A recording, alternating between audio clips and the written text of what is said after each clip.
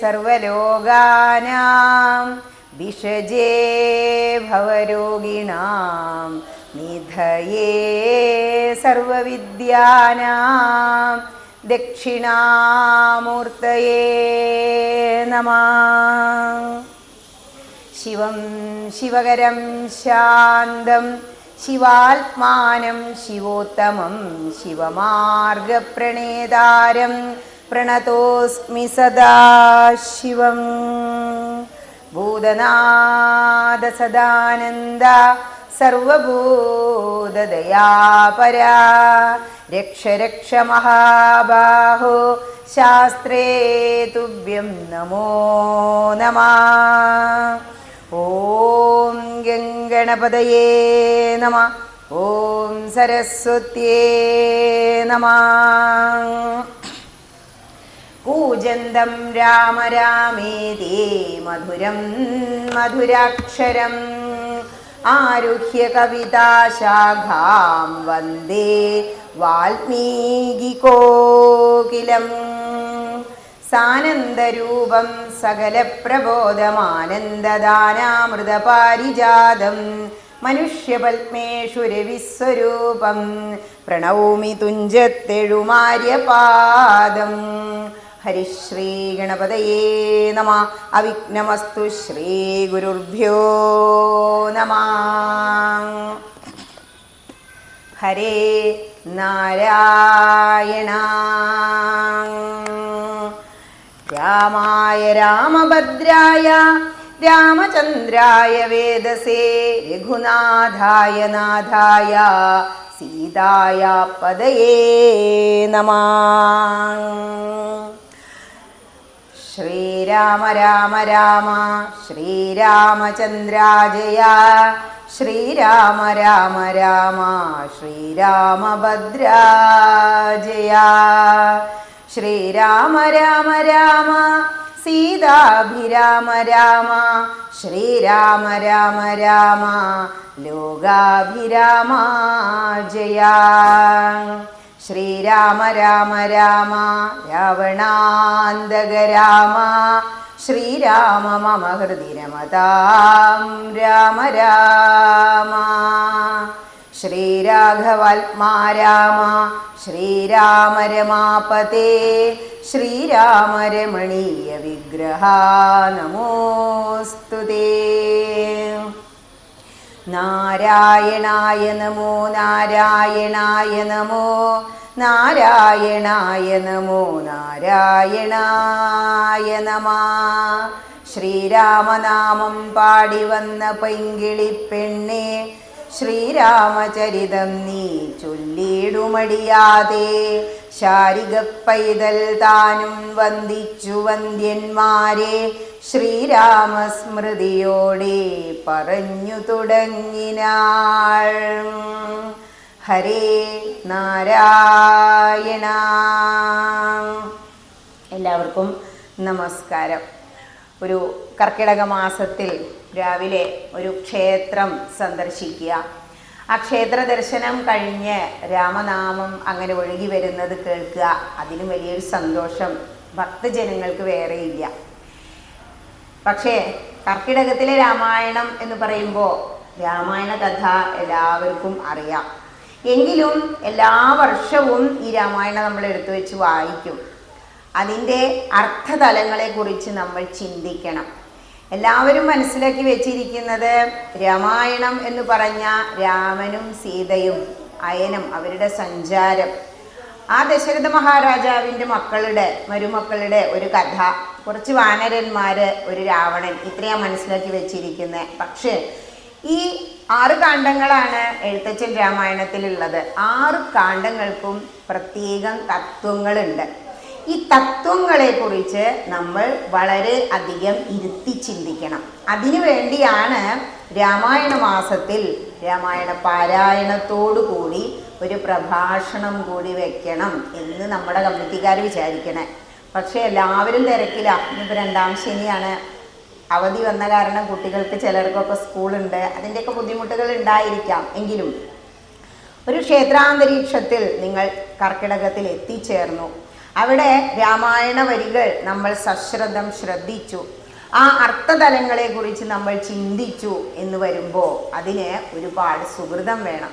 നമ്മൾ എന്തെല്ലാം ചെയ്യുമ്പോഴും അതിൻ്റെ പുണ്യവശങ്ങളെക്കുറിച്ചും പാപവശങ്ങളെക്കുറിച്ചും അവിടെ മേലെ എഴുതപ്പെടുന്നുണ്ടെന്ന് നമുക്ക് തോന്നും ഇതൊക്കെ നമ്മുടെ കഴിവാണെന്ന്. പക്ഷെ ഒരിക്കലും അല്ല.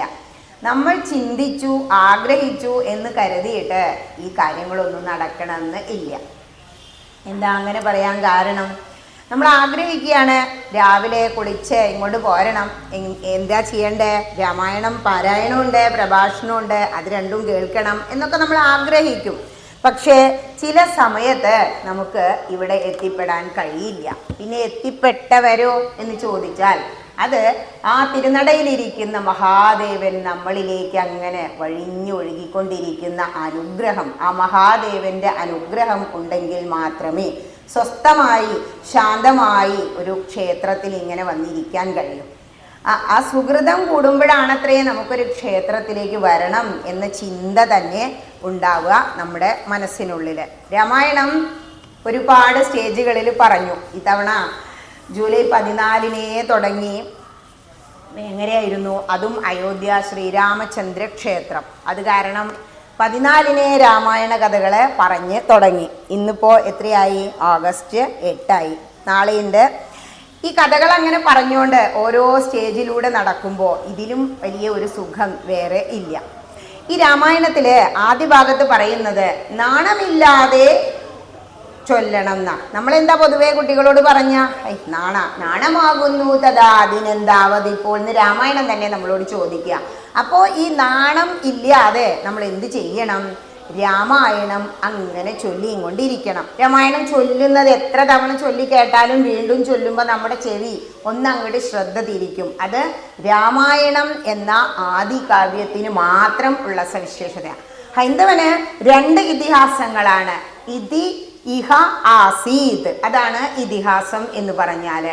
ആദികാവ്യം എന്നറിയപ്പെടുന്നത് അല്ലെങ്കിൽ ഹൈന്ദവന്റെ അടിസ്ഥാന ഗ്രന്ഥമായ വേദങ്ങൾക്കു ശേഷം രചിക്കപ്പെട്ട ഗ്രന്ഥമാണ് രാമായണം, വാൽമീകി രാമായണം. ആ വാൽമീകി രാമായണത്തെ തന്നെ സാൻസ്ക്രിറ്റ് ശ്ലോകങ്ങൾ സാധാരണക്കാർക്ക് മനസ്സിലാവാതെ വന്നപ്പോൾ എന്ത് ചെയ്തു? ഓരോ ഭാഷകളിലായിട്ട് ആയിരക്കണക്കിന് 10,000 രാമായണങ്ങൾ മറ്റുള്ള വിദുഷികൾ എഴുതി വെച്ചു. നമുക്ക് മലയാളികൾക്ക് വേണ്ടി കിട്ടിയതാണ് അധ്യാത്മ രാമായണം. അപ്പൊ എത്ര കാലമായി? ആദികാവ്യം എന്ന് പറയുമ്പോൾ ഏത് കാലത്തിലാണ് രാമചന്ദ്രന്റെ കഥ വരുന്നത്? കൃതം ത്രേതം ദ്വാപരം കലി. കൃതയുഗത്തിൽ വേദങ്ങൾ രചിക്കപ്പെട്ടപ്പോൾ ത്രേതായുഗത്തിലാണ് ശ്രീരാമചന്ദ്രന്റെ കഥ പറയുന്ന വാൽമീകി രാമായണം എഴുതപ്പെടുന്നത്. പിന്നീടാണ് മലയാളം ഒക്കെ ഉണ്ടായതിനു ശേഷം അധ്യാത്മ രാമായണം വരുന്നത്. വാൽമീകി രാമായണം എന്ന അടിസ്ഥാന ഗ്രന്ഥത്തിൽ 24,000 ശ്ലോകങ്ങളുണ്ട്. ഈ 24,000 ശ്ലോകങ്ങൾ 7 കാണ്ഡങ്ങളിൽ അങ്ങനെ പരന്നു കിടക്കുമ്പോൾ അധ്യാത്മ രാമായണത്തിലുണ്ട് 7 കാണ്ഡം. പക്ഷെ നമ്മൾ എന്താ പറയാ? 6 കാണ്ഡേ ഉള്ളൂ എന്ന്. 7ാമത്തെ കാണ്ഡാണ് ഉത്തര രാമായണം അല്ലെങ്കിൽ ഉത്തരകാണ്ഡം എന്നറിയപ്പെടുന്നത്. അങ്ങനെ വേണം മനസ്സിലാക്കാൻ. ശരിക്കും 7 കാണ്ഡങ്ങളുണ്ട്. ഇപ്പോൾ പലരും പല പ്രിന്റേഴ്സും ഉത്തരകാണ്ഡത്തിനെ ഒഴിവാക്കുന്നൊക്കെ ഉണ്ട്. അത് ശരിയല്ല, തെറ്റാണ്. കാരണം വാൽമീകി രാമായണത്തിലെ ഉത്തരകാണ്ഡമാണ് നമ്മുടെ അധ്യാത്മ രാമായണത്തിലെ ഉത്തര രാമായണം. അതുകൊണ്ട് അതുകൂടി വായിച്ചാലേ എങ്ങോട്ട് എത്തൂ? ശ്രീരാമചന്ദ്രൻ എവിടെയാ കഥ തുടങ്ങുന്നത്? ആദ്യം ബാലകാണ്ഡം എന്ന് പറഞ്ഞു തുടങ്ങുമ്പോൾ അല്ലെങ്കിൽ വാൽമീകി രാമായണത്തിൽ മാ നിഷാദ പ്രതിഷ്ഠ എന്ന് പറഞ്ഞ് ആ ശ്ലോകം തുടങ്ങുമ്പോൾ 2 ക്രൗഞ്ച പക്ഷികൾ അവിടെ മരിച്ചു വീഴുക. അവസാനം ആരാ മരിച്ചു വീഴുന്നത്? രാവണനും മരിച്ചു വീണു. 2 ഇതിഹാസങ്ങളും മരണത്തിലാണ്, ദുഷ്ടന്മാരുടെ മരണത്തിലാണ് സമാപിക്കുന്നത്, മഹാഭാരതവും രാമായണവും. ഇവിടെ അവസാനം ഭഗവാൻ അവതരിച്ചു എന്ന് ബാലകാണ്ഡത്തിൽ പറയുമ്പോൾ ഭഗവാൻ സ്വർഗാരോഹണം ചെയ്ത് പോവണ്ടേ? സരയൂ നദിയിലിറങ്ങി ശ്രീരാമചന്ദ്രസ്വാമി ദേഹത്യാഗം ചെയ്യുന്നത് വരുന്നത് ഉത്തരകാണ്ഡത്തിലെ അവസാന ഉത്തര രാമായണത്തിലാണ്. അതും കഴിഞ്ഞ് ബ്രഹ്മാവിൻ്റെ സ്തുതി കാണുമ്പോഴാണ് പൂർണ്ണമായും രാമായണം വായിച്ചതിന് തുല്യമാണ് ബ്രഹ്മാവിൻ്റെ സ്തുതി. അതുകൊണ്ടാണ് നമ്മളിവിടെ ഇപ്പോൾ സമ്പൂർണ്ണമൊക്കെ നടത്തിയില്ലേ, അവസാനിപ്പിക്കുമ്പോൾ ബ്രഹ്മാവിൻ്റെ സ്തുതി ചൊല്ലി ഭഗവാൻ സരയൂവിലിറങ്ങി ദേഹത്യാഗം ചെയ്യുന്നത് വരേക്കും ചൊല്ലിയിട്ടാണ് എന്ത് ചൊല്ലുക? ഫലശ്രുതി ചൊല്ലാറുള്ളൂ. അങ്ങനെയാണ് അതിൻ്റെ ഒരു ചിട്ട. കഴിഞ്ഞ ഞായറാഴ്ച എത്താൻ പറ്റിയില്ല, ഒരുപാട് പ്രശ്നങ്ങളായിരുന്നു. ഏതായാലും നിങ്ങളിവിടെ സുന്ദരമായി സമർപ്പിച്ചു എന്നറിഞ്ഞു, അപ്പോൾ വലിയൊരു സന്തോഷം തോന്നി. ഇനി ബാലകാണ്ഡത്തിലെ ആദ്യ ഭാഗമാണ് വായിച്ചത് ശ്രീരാമചന്ദ്രനെ സ്തുതിക്കുന്ന ഭാഗമാണ്. ഗ്രന്ഥമൊന്നും ആരും കൊണ്ടുപോകുന്നുണ്ടാവില്ല അല്ലേ? പൊതുവേ ഈ രാമായണം പ്രഭാഷണവും പാരായണവും കൂടി വരുമ്പോഴേ ഗ്രന്ഥമൊക്കെ ആയിട്ട് അമ്മമാർ വന്നിരിക്കും. ഇതിലൊരുപാട് സ്തുതികളുണ്ട്. ആ സ്തുതികളൊക്കെ ഒന്നിച്ചങ്ങനെ വായിക്കുമ്പോൾ പ്രത്യേകം ഒരു സുഖ. ഈ 21ാമത്തെ പേജിൽ വെച്ചിട്ടാണ് നമ്മൾ രാമായണത്തിലെ ബാലകാണ്ഡം തുടങ്ങി വെക്കുന്നത്. ഇവിടെ 23ാമത്തെ പേജിലെത്തുമ്പോൾ രാമായണത്തെക്കുറിച്ച് വിശദമായിട്ട് പറയുകയാണ്. അതായത് ശ്രീരാമായണം പുരാ വിരിഞ്ച വിരചിതം 100 കോടി ഗ്രന്ഥമുണ്ടില്ലതു ഭൂമി തന്നിൽ രാമനാമത്തെ ജപിച്ചോരു കാട്ടാളൻ മുന്നം മാമുനിപ്രവരനായി വന്നതു കണ്ടു ദാദാ ഭൂമിയിലുള്ള ജന്തുക്കൾക്കു മോക്ഷാർത്ഥമിനി ശ്രീ മഹാരാമായണം ചമയ്ക്കെന്നരുൾ ചെയ്തു. വീണാവാണിയും ഉപദേശിച്ചു രാമായണം വാണിയും വാൽമീകി തൻ നാവിന്മേൽ വാണിയിടിനാൾ. വാണിയിടുക വണ്ണമെന്നാവിന്മേലേവം ചൊൽവാൻ നാണമാകുന്നു താനും അതിനെന്താവതിപ്പോൾ. ഇതാണ് ഞാൻ പറഞ്ഞത്. പൊതുവേ കുട്ടികളോട് പറഞ്ഞു നോക്കൂ, അയ്യോ എനിക്ക് വയ്യ അല്ലേ? കുട്ടികളോട് വീട്ടിൽ വരെ പറഞ്ഞാൽ അയ്യോ എനിക്ക് വയ്യ, ഈ വയ്യാന്നേ കേൾക്കൂ. ഹൈന്ദവനായി ഒരു ജന്മം കിട്ടിയിട്ട് നമ്മളുടെ രാമായണം എങ്കിലും നമ്മളുടെ സ്വന്തം ഗ്രന്ഥമാക്കാൻ കഴിഞ്ഞില്ല എങ്കിൽ എങ്ങനെയാ സ്വന്തം ഗ്രന്ഥമാക്കുക? ഗ്രന്ഥം തുറന്നാൽ നമ്മൾ പകുതി ചെയ്തു എന്നാ, പിന്നെ ബാക്കിയൊക്കെ ഭഗവാൻ നോക്കിക്കോളും. ആ തുറക്കണമെങ്കിലും നമ്മളുടെ മഹാപാപം ആ ദുരിതം അങ്ങോട്ട് തീരണേ, സുഹൃതം തിരിങ്ങണ അനുഗ്രഹം വരണം. അവിടെ അങ്ങനെ ചെന്ന് ഇവിടെ മഹാദേവന്റെ ബിംബം തന്നെയാ തൊഴുത് കണ്ണ് തുറന്ന് ആവാഹിച്ച് കണ്ണടച്ച് നിന്ന് പ്രാർത്ഥിക്കുമ്പോൾ മഹാദേവന് തോന്നൂത്രേ ഈ ഭക്തയ്ക്ക് അല്ലെങ്കിൽ ഭക്തന് ഇത്തിരി കഥ പറഞ്ഞു കൊടുക്കാം. ഏതിലൂടെ? എങ്ങനെയാ രാമായണത്തിൽ തുടങ്ങുന്ന? ഉമാ മഹേശ്വര സംവാദം. ഉമ ആരോടാ ചോദിക്കുന്നേ? ശ്രീ പാർവതീദേവി മഹാദേവനോട് ചോദിക്കുകയാണ്, ഹേ ശ്രീ പരമേശ്വര എനിക്കൊരു കഥ പറഞ്ഞു തരൂ. അപ്പോൾ എവിടെയാ രാമായണം വായിക്കണ്ടേ? മഹാദേവ ക്ഷേത്രത്തിൽ തന്നെ. ആചാര്യനായി വന്ന് പറഞ്ഞു തരുന്നത് ആരാ? ശ്രീ മഹാദേവൻ തന്നെ. അല്ലാതെ ഒരു വ്യക്തി വിചാരിച്ചാലൊന്നും നമുക്ക് അവിടെ വന്നിരിക്കാനോ പറയാനോ കഴിയില്ല. ആരുടെ അനുഗ്രഹം വേണം? ആ ശ്രീലകത്തിരുന്ന് ത്രിപുരാന്തകനായി വാഴുന്ന മഹാദേവൻ നമ്മളിൽ അങ്ങനെ അനുഗ്രഹം ചൊരിയണം, എങ്കിലേ നമുക്കതിന് സാധിക്കൂ. ഇന്നിപ്പോൾ വരണം എന്ന് വിചാരിച്ചു, ഇന്നലെ ഒരു അസുഖമായി, ഹോസ്പിറ്റൽ വരാന്തയിലായി പോവില്ലേ? പെട്ടെന്ന് ഒരു അറ്റാക്ക് വന്നു, അപ്പം അതിൻ്റെ കാലഘട്ടം ഹോസ്പിറ്റലിലായി പോവില്ലേ? അല്ല, പെട്ടെന്ന് വേറെ എങ്ങനെയെങ്കിലും ഇപ്പോൾ മോൾക്ക് സുഖമില്ല, അവരുടെ വീട്ടിലേക്ക്, കല്യാണം കഴിച്ച വീട്ടിലേക്ക് ചെല്ലണം, വിളി വന്നു, പോയല്ലേ പറ്റൂ. അപ്പോൾ ഇതൊന്നും തടസ്സങ്ങളില്ലാതെ 4 പേരെ ആയാലും ഭഗവാൻ ഇവിടെ കൊണ്ടുവന്ന് ഇരുത്തി. അതിനുമപ്പുറം ഞാനെന്ന ആചാര്യനെ ഭഗവാൻ ഇത്രയും ദൂരത്തുനിന്ന് അപകടമൊന്നും കൂടാതെ, ഇപ്പോൾ റോഡിൽ ഇറങ്ങിയ അപകടമല്ലേ, ഇവിടെ വന്ന് സമയത്ത് ഇവിടെ കയറ്റി ഇരുത്തി എന്ന് പറഞ്ഞ ആരുടെ അനുഗ്രഹ? മഹാദേവന്റെ അനുഗ്രഹമാണ്. ഇവിടെ പറയാണ് ശ്രീ മഹാരാമായണം ചമയ്ക്കണം എന്ന് ബ്രഹ്മാവ് പറഞ്ഞപ്പോൾ അതെന്ത് ചെയ്തു? വിരിഞ്ച വിരചിതം, ബ്രഹ്മദേവൻ തന്നെ രചിച്ച രാമായണം. പക്ഷെ അത് എവിടെ ഇല്ല? ഇപ്പോൾ 100 കോടി ഗ്രന്ഥം നമ്മുടെ ഭൂമിയിൽ ഇപ്പോൾ ഇല്ല. നമുക്ക് കിട്ടിയ ഗ്രന്ഥമാണ് വാൽമീകി രാമായണം. എങ്ങനെയാ ഇത് രചിക്കുന്നത്? ശ്രീ വാണീദേവി നാവിൽ വന്ന് വിളയാടണം. വേദം ജപിക്കുമ്പോൾ മേധാസൂക്തം, ആയി ബുദ്ധിയായി നമ്മളുടെ ബ്രെയിനിൽ അങ്ങനെ വന്ന് നിൽക്കൂത്രേ വാണി ഭഗവതി സരസ്വതി ദേവി. എങ്കിൽ മാത്രമേ നമുക്ക് ഗ്രന്ഥങ്ങളിലൂടെ പോവാനും എഴുതാനും അത് രചിക്കാനും മറ്റും സാധിക്കൂ. അതുകൊണ്ട് ഹേ സരസ്വതി ദേവി, അങ്ങ് എങ്ങനെയാണോ ബ്രഹ്മാവിൻ്റെ നാവിൽ വന്ന് വിളയാടി ഇങ്ങനെ 100 കോടി ഗ്രന്ഥമുള്ള രാമായണം രചിച്ചത്, അതിൽ ഒരു ഇത്തിരി അനുഗ്രഹം എനിക്കും തരേണമേ എന്ന വാണി മാതാവിനോടുള്ള പ്രാർത്ഥനയോടുകൂടിയാണ് രാമായണം തുടങ്ങുന്നത്. വാണിയിടുക വണ്ണമെന്നാവിന്മേലേവം ചൊൽവാൻ. പിന്നെ പറയാ, നാണമാകുന്നു താനും അതിനെന്താവതിപ്പോൾ. പലരും പറയും തുടങ്ങണം എന്നൊക്കെ ഉണ്ട് ടീച്ചറെ, പക്ഷെ ഇത് ഞാൻ വായിക്കണത് മറ്റുള്ളവർ കേട്ടാലേ എനിക്കൊരു മടിയാണ്. എന്തിനാ പഠിക്കണേ? ഭഗവാൻ അനുഗ്രഹിച്ചാലേ നമുക്ക് വായിക്കാൻ കഴിയൂ. മനുഷ്യൻ്റെ ഒരു പ്രശ്നം എന്താണോ? നമുക്ക് ഒരുപാട് ശക്തികളും കഴിവുകളും ഭഗവാൻ തന്നിട്ടുണ്ട്. ഈ മനസ്സിനുള്ളിൽ ഒരുപാട് ശക്തിയുണ്ട്. ആ ശക്തി തിരിച്ചറിയാൻ നമ്മളെങ്ങനെ തട്ടാനൊരു ഗുരു വരുന്നില്ല. രാമായണത്തിൽ ഒരാളുണ്ട് ആ ശക്തി അറിയാത്ത. ആരാ? ഹനുമാൻ. ഹനുമാന്റെ ശക്തി അറിയില്ല. മഹാശക്തിമാനാ, പറക്കാൻ കഴിവുള്ള വ്യക്തിയാ. എന്നിട്ട് എന്താ ഉണ്ടായേ? ഒരു സൈഡിൽ ഇരുന്ന് ഉറങ്ങുക. അക്കരെ കിടക്കണം. ഓരോരുത്തരും പറഞ്ഞു എന്ത്, എനിക്ക് 10 യോജന 100 യോജന ഒന്നും ചാടാൻ വയ്യ. അപ്പോഴാണ് ജാമ്പവാൻ വന്ന് തട്ടി ഉണർത്തിയത്. നീ എന്താടോ ഇങ്ങനെ ഇരുന്ന് ഉറങ്ങണേ വാനര എന്നിനെ. അവരെപ്പോഴും ഇരുന്ന് ഉറങ്ങല്ലേ ചെയ്യുക. ശരിക്കും അവരൊന്നല്ല, നമ്മളാ വാനരന്മാരെന്ന് തോന്നുന്നു രാമായണം അമർത്തി ചിന്തിക്കുമ്പോൾ.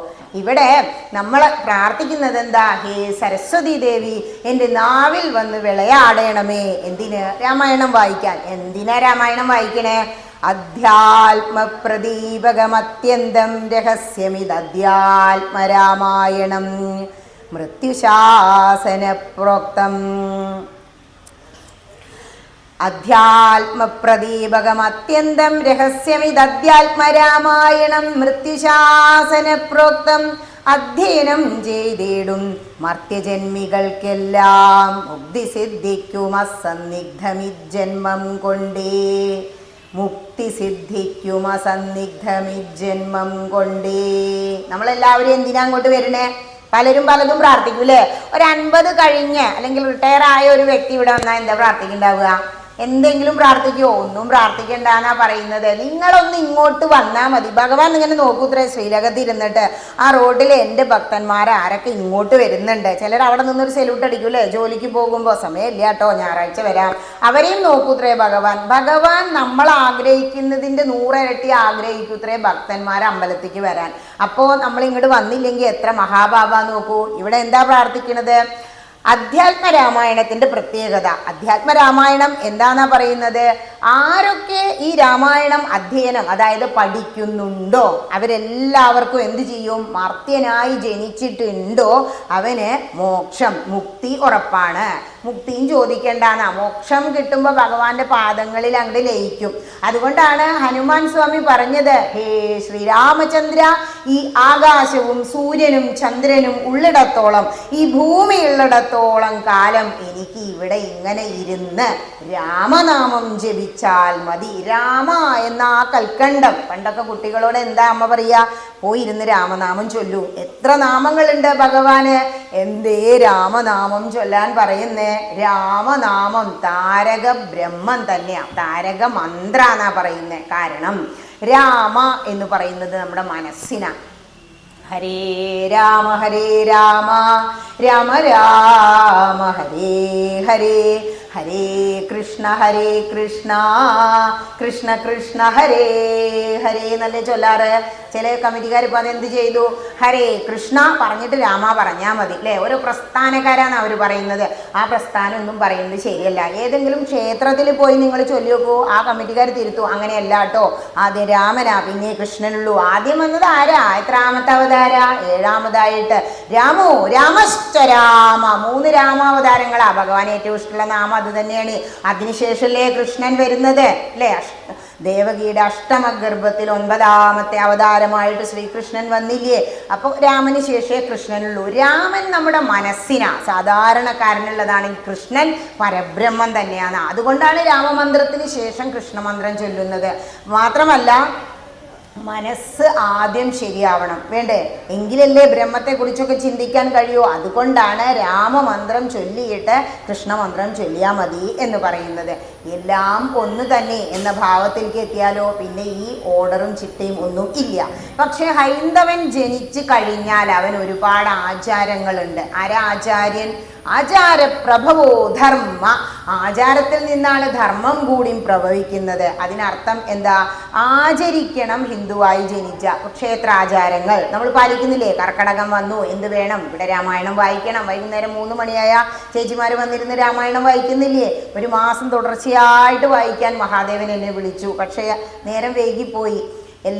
എല്ലാ ഞായറാഴ്ചയും രണ്ടാം ശനിയും ആഗസ്റ്റ് 15 പിന്നെ ഏതാ കർക്കടക വാവ് എവിടെയൊക്കെ ചുമന്ന മഷി ഉണ്ടോ അവിടെയൊക്കെ നോക്കി ഓരോ അമ്പലക്കാർ വിളിച്ചു, ബുക്ക്ഡായി പോയി. അല്ലെങ്കിൽ മഹാദേവന്റെ അനുഗ്രഹം കൊണ്ട് കർക്കടകം 1 മുതൽ 31 വരെ ഇവിടെ ഇരുന്ന് ഇങ്ങനെ രാമായണം വായിച്ചു പോവായിരുന്നു. അതിൻ്റെ ഒരു സുഖം അത് ചെയ്യുമ്പോഴേ അറിയൂ. എങ്ങനെയാ? കൽക്കണ്ടം മധുര, കൽക്കണ്ടം കഴിക്കാത്ത കുട്ടിയോട് പറഞ്ഞാലോ വായിലിട്ട് നോക്കണ്ടേ?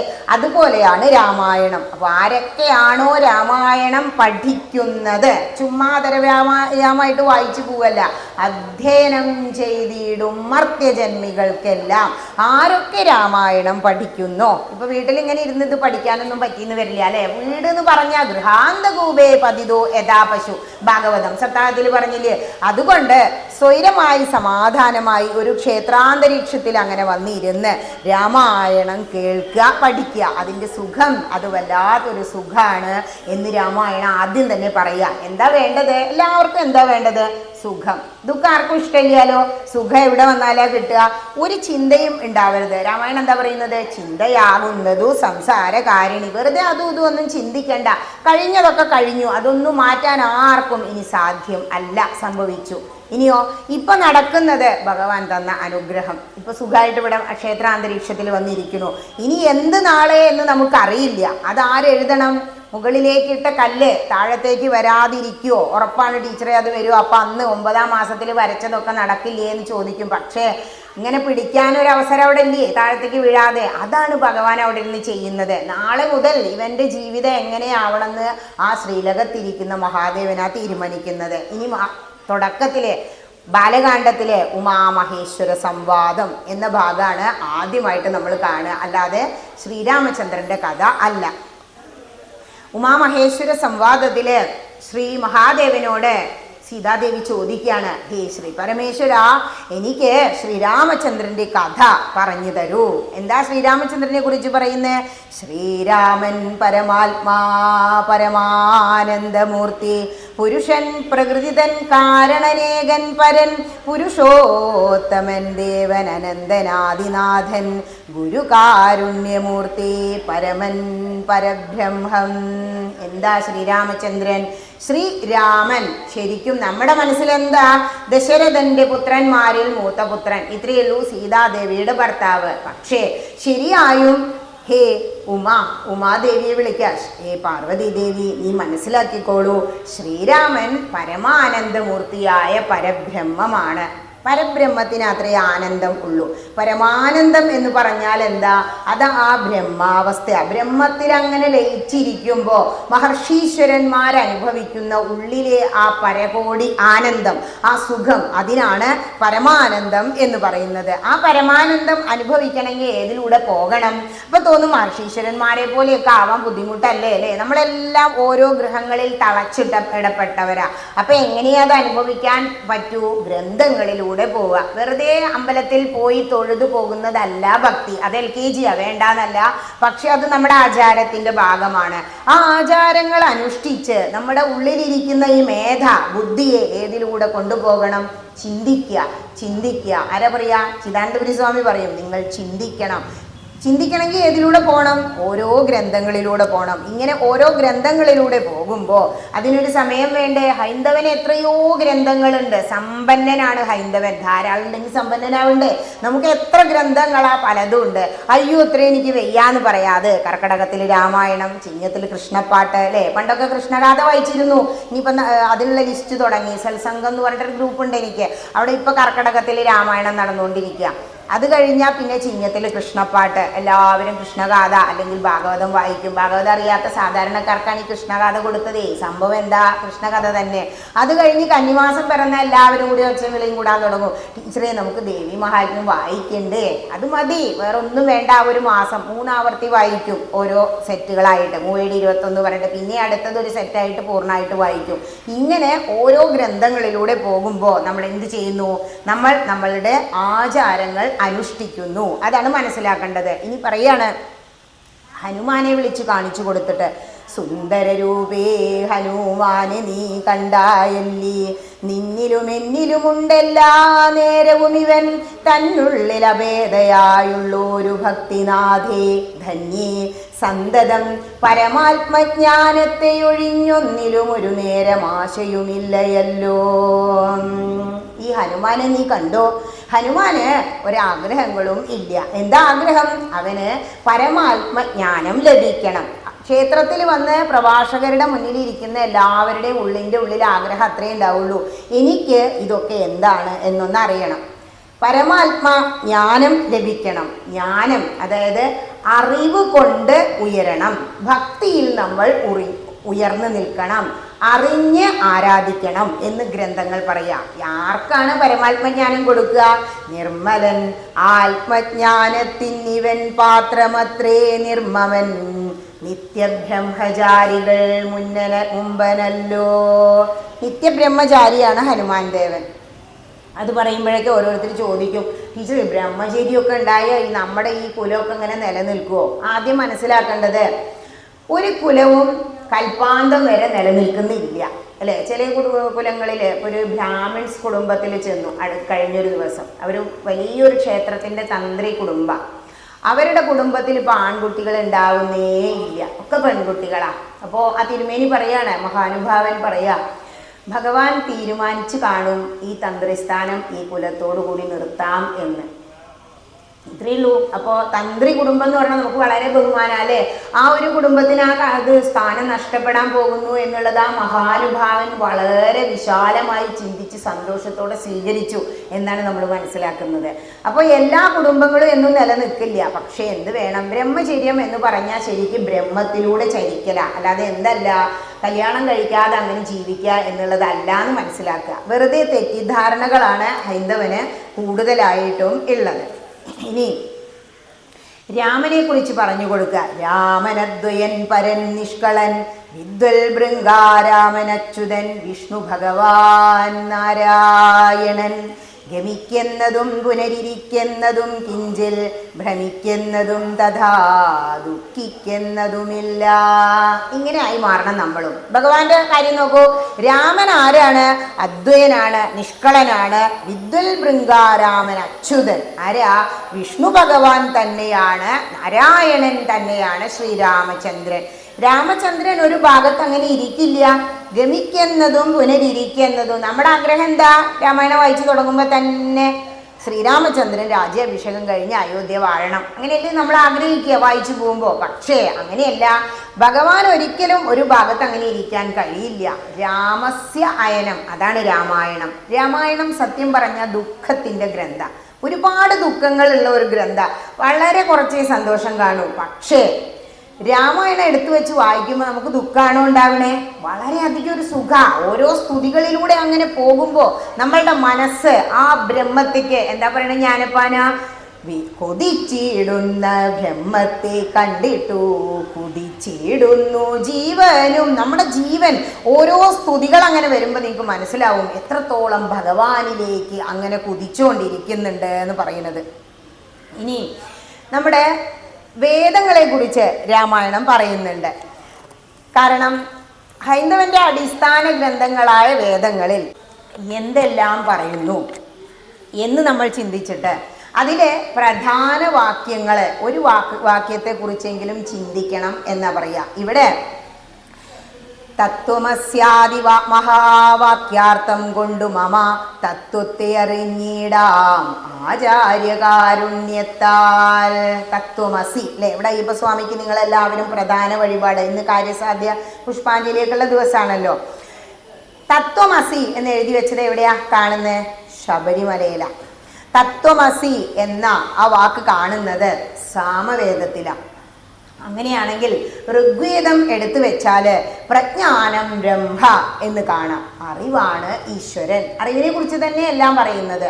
നമ്മൾക്ക് അറിവ് നേടി കിട്ടുന്നുണ്ടോ ആ അറിവ് തന്നെയാണ് പരബ്രഹ്മമായ കൃഷ്ണൻ അല്ലെങ്കിൽ ഭഗവാൻ എന്ന് മനസ്സിലാക്കണം. ഇനി രണ്ടാമത്തെ വേദമായ യജുർവേദത്തില് അഹം ബ്രഹ്മാസ്മി എന്ന ഒരു വാക്യം കാണാം.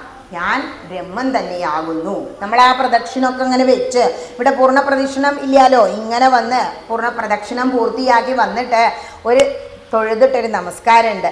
ആ നമസ്കരിക്കുമ്പോൾ നമ്മുടെ ഭാവം അഹം ബ്രഹ്മാസ്മി എന്ന ഭാവമാണ്. ശ്രീലകത്തിരിക്കുന്ന ദേവരോട് പറയാണ്, ഹേ മഹാദേവ, അങ്ങും ബ്രഹ്മമാകുന്നു, ഞാനും ബ്രഹ്മമാകുന്നു. അങ്ങനെയാ പറയുന്നത്. സന്ധ്യാവന്ദന മന്ത്രം ചൊല്ലി അവസാനിപ്പിക്കുന്ന സമയത്ത് അസാവാദിത്യോ ബ്രഹ്മ ബ്രഹ്മൈവാഹമസ്മി എന്ന് പറഞ്ഞിട്ടാ സമർപ്പിക്കുന്നത്. അപ്പോൾ ഭഗവാനെ ആദിത്യദേവ, അങ്ങ് ബ്രഹ്മമാകുന്നു, ഞാനും ബ്രഹ്മമാണ് കേട്ടോ. ബ്രഹ്മത്തിൻ്റെ ഒരു അംശം തന്നെയാണ് നമ്മളും. അതാണ് യജുർവേദ മന്ത്രം. അതറിയണം ഒരു ക്ഷേത്രം സന്ദർശിക്കുമ്പോൾ. ഇനി മൂന്നാമത്തെ വേദമാണ് എന്ത്? സാമം സംഗീതം, സാമവേദം. സാമവേദത്തിലാണ് തത്വമസി എന്ന ആ മഹാവാക്യം കാണുക. തത്വം അസി, ഞാനും നീയും എന്താ ഒന്ന് തന്നെയാണ്. അതുകൊണ്ട് 18 വർഷമായില്ലേ മുട്ടുവേദനയായിട്ട്, ഇനി വലിഞ്ഞു കയറി ഇങ്ങോട്ട് വരണ്ട, അവിടെ തന്നെ ഇരുന്നോ എന്ന് പറയാണ്. എന്നാലും ഓരോരുത്തർ സങ്കടം പറയും, ഇത്ര വർഷം പോയതാ, ഇപ്പം മുട്ടുവേദന പോകാൻ പറ്റുന്നില്ല. സങ്കടമായി. സങ്കടപ്പെടുന്നത് ഭഗവാൻ ഇഷ്ടമല്ലാത്രേ. അതുകൊണ്ടാണ് മരണം നടന്നാൽ നിങ്ങൾ ഇങ്ങോട്ട് വരണ്ട എന്ന് പറയുന്നത്. കാരണം നമ്മളപ്പം ചെയ്യുന്നത് പിതൃയജ്ഞ, ഇവിടെ വരുന്നത് ദേവയജ്ഞ. ദേവയജ്ഞത്തെക്കാൾ മുകളിലാണ് പിതൃയജ്ഞം, പഞ്ചമഹായജ്ഞങ്ങൾ. എന്തുകൊണ്ടാ? ഈ ശരീരം കിട്ടി നമ്മൾ ഈ ഭൂമിയിൽ ജന്മം എടുത്ത് ഈശ്വരാരാധന ചെയ്യാൻ കഴിഞ്ഞത് ആര് കാരണ? നമ്മുടെ പൂർവികർ കാരണ. അതുകൊണ്ടാണ് വാലായ്മ ആചരിക്കുമ്പോൾ ഇങ്ങോട്ട് വരണ്ട. ഇവിടെ വന്നാൽ എന്താ? ഭഗവാനെ കണ്ടാൽ നമ്മൾ കറിയോ, അയ്യോ എൻ്റെ അവർ പോയല്ലോ ഇവർ പോയല്ലോ, അത് വേണ്ടാന്ന് വെച്ചിട്ട് ഇങ്ങോട്ട് വരണ്ടാന്ന് പറഞ്ഞ്. ഇനി പറയാ തത്വമസി. അത് കഴിഞ്ഞ 4ാമത്തെ വേദം ഏതാ? അഥർവവേദം. അഥർവവേദത്തിൽ അയം ആത്മാ ബ്രഹ്മ, അയം ആത്മാ ബ്രഹ്മ. എന്താ? എൻ്റെ ആത്മാവ് എന്താകുന്നു? ബ്രഹ്മം തന്നെ ആകുന്നു. അപ്പം എല്ലാം എന്താ പറയുന്നത്? ബ്രഹ്മം എന്നുള്ള ഉയർന്ന അവസ്ഥയെക്കുറിച്ചാണ് പറയുന്നത്. നമുക്ക് എന്ത് മനസ്സിലാവുള്ളൂ?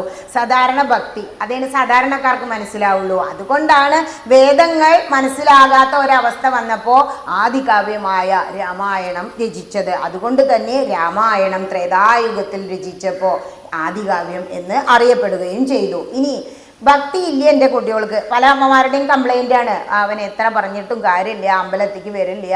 അതൊന്നും നമ്മൾ ഉപദേശിച്ചിട്ട് ഒരു പ്രായം വരെ നമ്മുടെ കൂടെ അവർ വരും. ഭക്തിഹീനന്മാരെ കുറിച്ച് രാമായണം പറയാ. ഭക്തിഹീനന്മാർക്കു 100,000 ജന്മം കൊണ്ടും സിദ്ധിക്കയില്ല തത്വജ്ഞാനവും കൈവല്യവും. എത്രയോ ജന്മങ്ങൾ എടുക്കുന്നുണ്ട് നമ്മൾ. ഇപ്പോൾ പൂച്ചയായി, പട്ടിയായി, പഴുതാരയായി ജ്ഞാനപ്പാന പറയുന്നുണ്ട്. എത്രയെത്ര ജന്മങ്ങൾ എടുത്തു, എന്നിട്ട് എന്താ ഉണ്ടായേ? മോക്ഷം കിട്ടിയോ? ഇല്ല. വീണ്ടും സുഹൃതം കൂടുമ്പോൾ മനുഷ്യനായി ജന്മം കിട്ടും. അങ്ങനെയാണ് ഈ ഭൂമിയിൽ നമ്മളെല്ലാം മനുഷ്യനായി ഇങ്ങനെ ഓടിക്കൊണ്ടിരിക്കുന്നത്.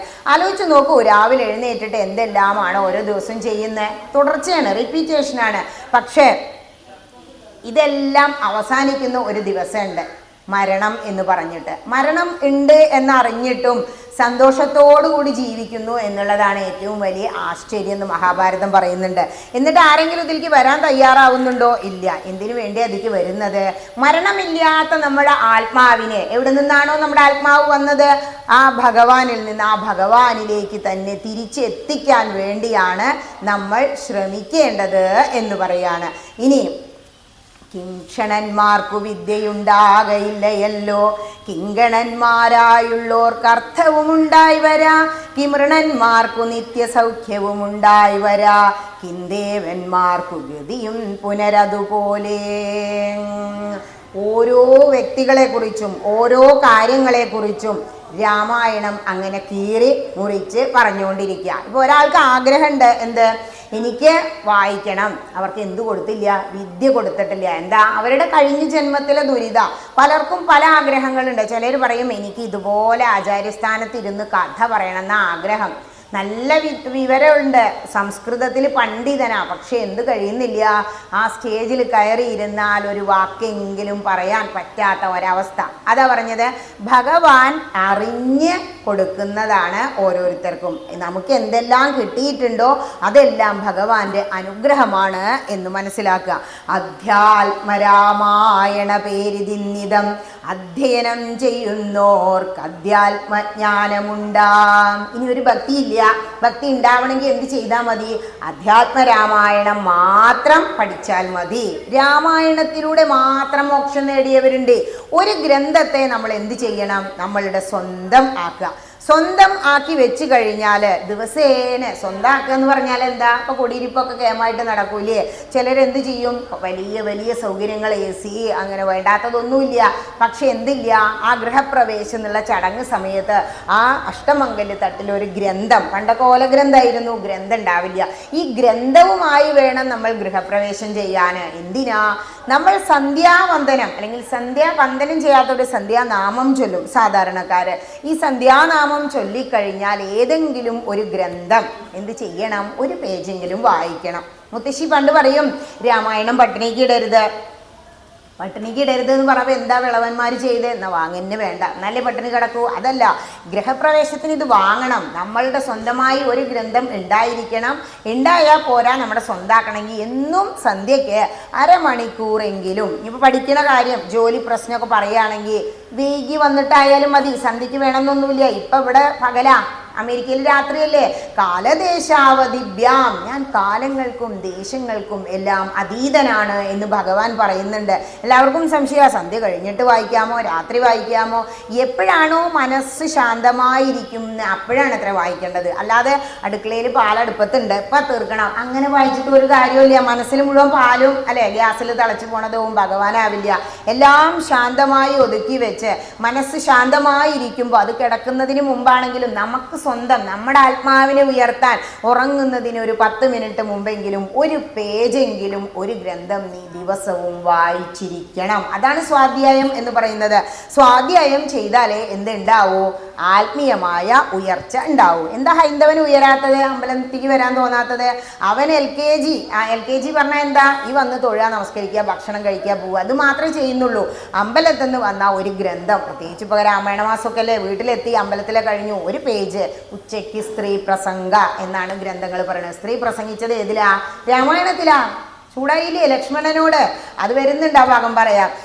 ലക്ഷ്മണനോട് ഇങ്ങനെ ചൂടായി നിൽക്കുമ്പോൾ സ്ത്രീ പ്രസംഗിച്ചു എന്നാ പറഞ്ഞത്. സ്ത്രീ പ്രസംഗം ഇപ്പം നടക്കുന്നുണ്ട് വീട്ടിലില്ലേ. ഉച്ചയ്ക്ക് അയൽവാസി വരും അല്ലേ, അപ്പുറത്തെ കുറ്റം പറയും. ഇങ്ങനെ ചൂണ്ടുമ്പോൾ ഇങ്ങോട്ട് 3 ആൾ ചൂണ്ടും, മുകളിൽ ഭഗവാൻ അവിടെ നിന്ന് കേൾക്കുകയും ചെയ്യും. അതൊക്കെ അവിടെ എഴുതുത്ര, ഇന്നാളെ കുറ്റം ഇത്ര തവണ.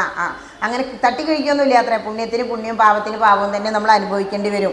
ഇനി ഇവിടെ രാമായണത്തിൽ കാണുന്ന ഏറ്റവും വലിയൊരു രസം എന്ന് പറയുന്നത് ദശരഥന് ശാപം കിട്ടുന്നതാ. ദശരഥ മഹാരാജാവിന് ശാപം കിട്ടുന്നത് എന്താ? മുനികുമാരൻ്റെ അടുത്ത് നിന്ന്. ബ്രഹ്മഹത്യ പാപമൊന്നും നിങ്ങൾക്ക് ഉണ്ടാവില്ല, പക്ഷേ എന്ത് വേണം? നിങ്ങൾ പുത്രദുഃഖത്താൽ മരിക്കാനിടവരും. ആരോടാ പറയുന്നത്? ഒരു കുട്ടികളും ഇല്ലേ? കുട്ടി ഉണ്ടാവാനിട്ട് ഒരു കല്യാണം കഴിച്ചു അല്ലേ, രണ്ടാമതും കല്യാണം കഴിച്ചു, മൂന്നാമതും കല്യാണം കഴിച്ചു. എത്രയോ പ്രായ വ്യത്യാസമുണ്ട്. കൈകേയിക്ക് സുന്ദരിയായ മകളെ പ്രായമുള്ള ഒരെണ്ണത്തിന് വീണ്ടും കല്യാണം കഴിച്ചു, കുട്ടി ഉണ്ടാവാണ്ടായിട്ടില്ല. അങ്ങനെ ദുഃഖത്തിൽ പുത്രൻ ഇല്ലല്ലോ ദുഃഖത്തിലിരിക്കുന്ന ആളോട് പറയാണ്, നീ പുത്ര ദുഃഖത്താൽ മരിക്കുന്നു. അപ്പോൾ സന്തോഷമല്ലേ ഉണ്ടാവുക? അപ്പം എനിക്കൊരു പുത്രൻ ഉണ്ടാവില്ലേന്ന്. അതാണ് വലിയ രസം രാമായണത്തിൽ കാണുന്നത്. ഇവിടെ പുത്രലാഭത്തിനെ കുറിച്ച് ദശരഥൻ ചിന്തിക്കുമ്പോൾ പറയാണ്, വസിഷ്ഠൻ എന്ന മഹർഷി അവരുടെ കുലഗുരു പറയാണ്, നിനക്കു 4 പുത്രന്മാരുണ്ടായി വരുമതു നിനച്ചു ഖേദിക്കേണ്ട മനസ്സി നരപതേ. വൈകാതെ വരുത്തണ വൃശ്യശൃംഗനെ ഇപ്പോൾ ചെയ്ക നീ ഗുണനിധേ പുത്രകാമേഷ്ടി കർമ്മം. പുത്രകാമേഷ്ടി എന്ന കർമ്മം അനുഷ്ഠിച്ചാൽ നിനക്ക് എന്തുണ്ടാവും? 4 പുത്രന്മാർ. എത്ര എണ്ണാന്നും കൂടി പറഞ്ഞു അല്ലേ. നമ്മുടെ വൈദ്യന്മാർ ട്രീറ്റ്മെൻറ്റ് നടത്തുമെങ്കിലും എത്ര കുട്ടി ഉണ്ടാവും എന്നൊന്നും അറിയില്ല. ഒരു കുട്ടി ഉണ്ടായിട്ട് കുട്ടി ഉണ്ടാവാഞ്ഞിട്ട് പിന്നെയും ചികിത്സ നടത്തിയിട്ട് അത് ഡ്രോപ്പ് ചെയ്യുന്നവർ വരെ നമ്മുടെ സമൂഹത്തിലുണ്ട്. ഇവിടെ പറയാൻ നിനക്ക് 4 പുത്രന്മാരുണ്ടും ഋഷ്യശൃംഗനെ വിളിച്ചിട്ട് എന്ത് ചെയ്യണം? പുത്രകാമേഷ്ടി എന്ന കർമ്മം അനുഷ്ഠിക്കണം. അങ്ങനെ എന്ത് ചെയ്തു? പുത്രകാമേഷ്ടി എന്ന കർമ്മം അനുഷ്ഠിക്കുകയാണ്. ഇതൊക്കെ വളരെ ചെലവുള്ള കാര്യമാണ്. പക്ഷേ രാജാവാണ് ദശരഥൻ, ചക്രവർത്തി തന്നെയാണ്. എത്രയോ വിശാലമായ രാജ്യം അയോധ്യ. അന്നത്തെ നമ്മുടെ ഇപ്പോഴത്തെ അയോധ്യ, നമ്മൾ കാണുന്ന അയോധ്യ ഒന്നുമല്ല, അന്നത്തെ നോർത്ത് ഇന്ത്യ മുഴുവൻ. ഇപ്പം നമ്മുടെ ഇന്ത്യയിൽ നിന്ന് മുറിച്ചു പോയ അയൽ രാജ്യങ്ങളെല്ലാം പണ്ടത്തെ നമ്മുടെ ഭാരതത്തിൻ്റെ ഭാഗങ്ങളായിരുന്നു. അങ്ങനെ ഋഷ്യശൃംഗൻ വന്ന് ആഹൂതി ചെയ്തപ്പോൾ വിശ്വദേവതാഗണങ്ങളെല്ലാം തൃപ്തമാവുകയും എന്തു വന്നു? വന്യകുണ്ടത്തിൽ നിന്ന് പായസപാത്രത്തോടു കൂടിയിട്ട് അഗ്നിദേവൻ പൊന്തി വന്നു. ഇതൊക്കെ കേൾക്കുമ്പോൾ നമ്മളെ കുട്ടികൾ പറയും, ഓരോരോ സംഭവങ്ങൾ കേൾക്കണേ അല്ലേ. ഇപ്പോൾ ഡോക്ടറേറ്റൊക്കെ പഠിക്കുന്ന ഒരു പായസം കഴിച്ചാൽ കുട്ടി ഉണ്ടാവുക. മന്ത്രങ്ങളുടെ ശക്തിയാണ് അവിടെ പറയുന്നത്. താവകം പുത്രീയമിപ്പായസം കൈക്കൊള്ളുക നീ ദേവനിർമ്മിതമെന്നു പറഞ്ഞു പാവകനും. ആര് നിർമ്മിച്ചതാ? ദേവന്മാര് നിർമ്മിച്ച പായസാണ്. അതെങ്ങനെയാ കൊടുത്തതെന്നുള്ളതാ നമ്മുടെ ഹൈന്ദവരുടെ ഇടയിൽ ഇല്ലാത്ത ഷെയറിങ്, കെയറിങ്, ക്യൂറിങ്ങിനെ കുറിച്ചാണ് രാമായണം നമ്മളെ ഓർമ്മിപ്പിക്കുന്നത്. എല്ലാം നമ്മൾ പങ്കുവെക്കാൻ തയ്യാറാവുക. ഈ മാതൃസമിതി പറഞ്ഞൊരു കൂട്ടായ്മ ഉണ്ടായിട്ട് കൂട്ടത്തോടെ ഇരുന്ന് നിങ്ങൾ നാരായണിയൊക്കെ ചൊല്ലുന്നത് എന്തുകൊണ്ടാ? കൂട്ടമായി വിളിച്ചാലേ മഹാദേവനോട് ഇരിക്കപ്പുറതി ഉണ്ടാവില്ല. ഇത്രയും ഒന്നിച്ച് വിളിക്കുകയല്ലേ, എത്ര നേരമായി വിളിക്കണു.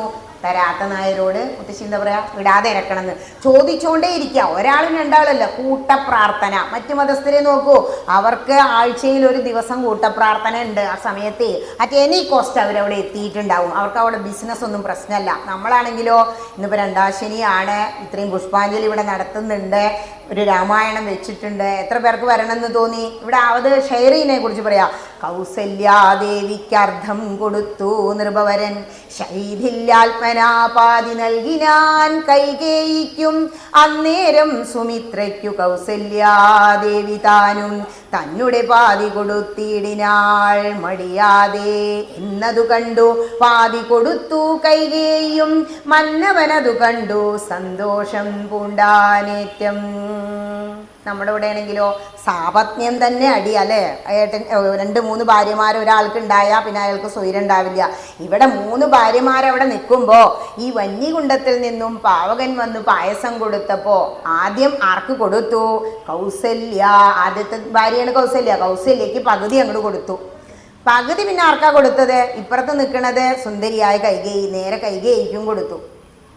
അപ്പോഴാണ് ആലോചിക്കുന്നത്, അയ്യോ ഇനി ഇല്ലല്ലോ, പകുതിയും കൊടുത്തു കഴിഞ്ഞു. പക്ഷേ ഇത് കണ്ടപ്പോൾ ആ സപത്നികളാണെങ്കിലും അവരെന്ത് ചെയ്തു? മനസ്സിൽ ഭർത്താവിൻ്റെ സങ്കടം എന്തോ അതിനെ തീർക്കാനാണ് ഉത്തമയായ ഭാര്യയുടെ ധർമ്മം. അതുകൊണ്ട് പകുതി ആര് കൊടുത്തു? സുമിത്രയ്ക്കു കൗസല്യ. സുമിത്രയ്ക്ക് പകുതി കൗസല്യ അങ്ങോട്ട് കൊടുത്തു. അത് കണ്ടപ്പോൾ കൈകേയി പകുതി അവിടെ നിന്ന് കൊടുത്തു. ആർക്കാ കൂടുതൽ കിട്ടിയേ? സുമിത്രയ്ക്കല്ലേ. ആ പകുതി കൊടുത്തെങ്കിലും രണ്ടാളും വീണ്ടും പകുതി കൊടുത്തപ്പോൾ ഈ സുമിത്രാദേവിക്ക് എന്ത് കിട്ടി? പകുതി കിട്ടി. അതുകൊണ്ട് അവൾക്ക് 2 കുട്ടികൾ ഉണ്ടാകുന്നുണ്ട്. ഇങ്ങനെ സന്തോഷത്തിൻ്റെ കാലം ബാലകാണ്ഡത്തിലെ നമ്മൾ കാണും. ഈ ബാലകാണ്ഡത്തിലെ ഏറ്റവും സന്തോഷത്തോടെ ദശരഥൻ എന്ന ആ ചക്രവർത്തി ഇരിക്കുന്ന സമയം, അല്ലെങ്കിൽ ഭാര്യമാരായ 3 പേരും ഇരിക്കുന്ന സമയം. എന്താ പറയുന്നത്? അല്പമായി ചമഞ്ഞിതു സന്താപം ദിനം തോറും അല്പഭാഷിണിമാർക്കും വർദ്ധിച്ചു തേജസ്സേറ്റം. എല്ലാവരും സന്തോഷത്തോടു കൂടി ദശരഥ മഹാരാജാവിൻ്റെ 3 ഭാര്യമാരും ഗർഭിണികളായിരിക്കുന്നു. എത്രയോ വർഷങ്ങളായിട്ട് കുട്ടികളില്ല, രാജ്യം അനാഥമാവാൻ പോവുകയാണ് വിചാരിച്ചിട്ടാണ് ഇപ്പോൾ ഇവിടെ പുത്രകാമേഷ്ടിയൊക്കെ നടത്തിയത്. ഇങ്ങനെ സ്ത്രീകൾ ഏറ്റവും സുന്ദരികളായിരിക്കുക ഗർഭിണികളായിരിക്കുമ്പോഴാണത്രേ. ആ സമയത്ത് അവരുടെ ഉള്ളിലാണെങ്കിലോ ആരാ ജനിക്കാൻ പോകുന്നത്? പരബ്രഹ്മമൂർത്തിയായ ഭഗവാന്റെ ശംഖചക്ര ഗദാപത്മങ്ങളല്ലേ. ആ 4 തന്നെയാണ് വരുന്നത്. അതുകൊണ്ട് ഭഗവാൻ വിഷ്ണു അവതരിച്ചപ്പോൾ കൂടെ അനന്തനാഗമാണ് ലക്ഷ്മണനായി അവതരിക്കുന്നത്. ഭരതനും ശത്രുഘ്നനും ശംഖചക്രങ്ങളാണ്. അതുകൊണ്ട് ഇവരെല്ലാവരും നല്ല തേജസ്സുള്ളവരായി ഭഗവാനെ തന്നെ ഗർഭത്തിൽ ആവാഹിച്ചിരിക്കല്ലേ, തേജസ്സുള്ളവരായി മാറി. എപ്പോഴാ ജനിക്കുന്നേ? ഇവിടെ ഭാഗവതത്തിൽ അവതാരം പറയും പോലെ ഉച്ചത്തിൽ പഞ്ചഗ്രഹം നിൽക്കുന്ന കാലത്തിങ്കൽ അച്യുതൻ അയോധ്യയിൽ കൗസല്യാത്മജനായാൻ. നക്ഷത്രം പുനർവസു നവമിയല്ലോ തിഥി, നക്ഷത്രാധിപനോട് കൂടവേ ബൃഹസ്പതി. കർക്കടകത്തിൽ അത്യുച്ചസ്ഥിതനായിട്ടല്ലോ അർക്കനും അത്യുച്ചസ്ഥനുദയം കർക്കടകം. അർക്കജൻ തുലാത്തിലും ഭാർഗവൻ മീനത്തിലും വക്രനും ഉച്ചസ്ഥനായി മകരം രാശി തന്നിൽ നിൽക്കുമ്പോൾ അവതരിച്ചിടിനാൻ ജഗന്നാഥൻ. ഹരേ രാമ രാമ രാമ ഹരേ ഹരേ, ഹരേ കൃഷ്ണ കൃഷ്ണ കൃഷ്ണ ഹരേ ഹരേ. അങ്ങനെ ശ്രീരാമചന്ദ്രൻ ഭൂമിയിൽ അവതരിച്ചു. ഓരോരുത്തരും ജനിച്ചതിനെ കുറിച്ച് വിശദമായിട്ട് പറയാണ്. ഉച്ചത്തിൽ പഞ്ചഗ്രഹം നിൽക്കുമ്പോൾ, അതായത് ഈ ശ്രീകൃഷ്ണനാണെങ്കിലും ശ്രീരാമചന്ദ്രനാണെങ്കിലും ഇവരൊക്കെ ജനിക്കുമ്പോൾ ഓരോ നവഗ്രഹങ്ങളെ ചേർത്താണല്ലോ നമ്മൾ ജ്യോതിഷം പറയുക. ഗ്രഹങ്ങളുടെയൊക്കെ സ്ഥാനം അതാത് സ്ഥാനത്ത് നല്ല സ്ഥാനങ്ങളിൽ പോയി നിന്നു അത്രേ. അങ്ങനെയൊക്കെ നിന്നിട്ടും ഇപ്പം നമ്മൾ ജനിക്കുമ്പോൾ നമ്മളെ ജാതകം രചിച്ചാൽ പറയുമോ അങ്ങനെ അവിടെ അത്ര പ്രശ്നമുണ്ട് ഇവിടെ അത്ര പ്രശ്നമുണ്ട് എന്നൊക്കെ. പക്ഷേ എല്ലാ ഗ്രഹങ്ങളും യഥാസ്ഥാനത്ത് പോയി നിന്ന് ജനിച്ചിട്ടും ജന്മം എടുത്തിട്ട് ഇത്രയും ദുരിതവും പ്രശ്നങ്ങളും അനുഭവിച്ചവർ ഈ 2 അവതാരങ്ങളാ അല്ലേ? കൃഷ്ണൻ ജനിക്കുന്നതേ കാരാഗ്രഹത്തിലാണ്, 2 കാരാഗ്രഹത്തിലാണ്. ഒന്ന് വയറ്റിൻ്റെ ഉള്ളിൽ ചുരുണ്ട് മടങ്ങി, മറ്റൊന്ന് കംസന്റെ കൽത്തുറുങ്ക്.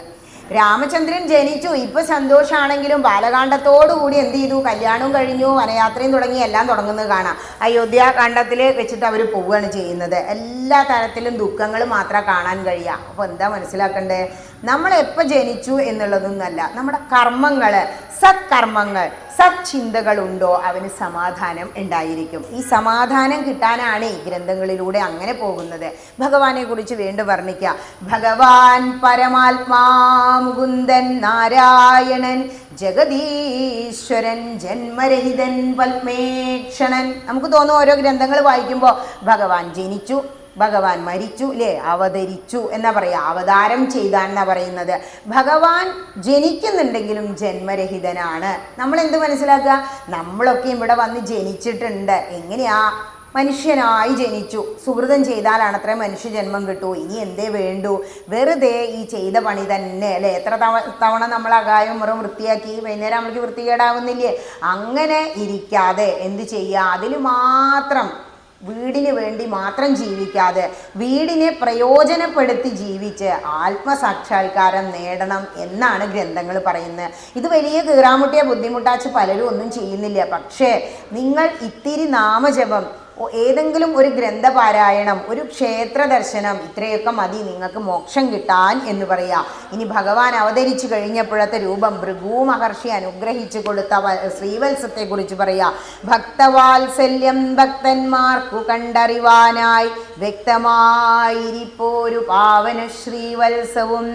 ഭഗവാന്റെ മറുകാണത്ര എന്ത്? ശ്രീവത്സം എന്ന ആ നെഞ്ഞത്ത് കിടക്കുന്നുണ്ടല്ലോ, ആ ഭൃഗു മഹർഷി ചവിട്ടിയിട്ടുണ്ടായതാ എന്ന കഥ. ഇനി ഭഗവാനെ അങ്ങോട്ട് സ്തുതിക്കുകയാണ്. ജന്മം കിട്ടി, മുന്നിൽ കിടക്കുന്ന കുട്ടി ആരാന്നറിയാണ്? സാക്ഷാൽ മഹാവിഷ്ണുവാണ് എന്നറിയുമ്പോൾ സ്തുതിക്കുകയാണ് കൗസല്യാദേവി. നമസ്തേ ദേവദേവ ശംഖചക്രാബ്ജധര നമസ്തേ വാസുദേവ മധുസൂദന ഹരേ നമസ്തേ നാരായണ നമസ്തേ നരകാരേ സമസ്തേശ്വര ശൗരേ നമസ്തേ ജഗൽപദേ. ഹേ ശ്രീരാമചന്ദ്ര, ഭഗവാനെ അങ്ങോട്ട് സ്തുതിക്കുകയാണ്. അമ്മയായ കൗസല്യാദേവി രാമചന്ദ്രനെ സ്തുതിക്കുക. ഹേ വാസുദേവ, ശംഖചക്രങ്ങൾ ചൂടിയവനെ അങ്ങേക്ക് നമസ്കാരം. ഹേ രാമചന്ദ്ര, അങ്ങേക്ക് നമസ്കാരം എന്ന് പറയാം. എന്നിട്ട് പിന്നെ ഒരു റിക്വസ്റ്റാണ്, അപേക്ഷ വയ്ക്കാണ്. നിന്തിരുവടി മായാദേവിയെ കൊണ്ടു വിശ്വം സന്തതം സൃഷ്ടിച്ചു രക്ഷിച്ചു സംഹരിക്കുന്നു. ഈ വിശ്വമോഹിനിയായ നിന്നുടെ മഹാമായ വിശ്വേശ മോഹിപ്പിച്ചിടായികമാം ലക്ഷ്മീപദേ. പ്രാർത്ഥിക്കുകയാണ്.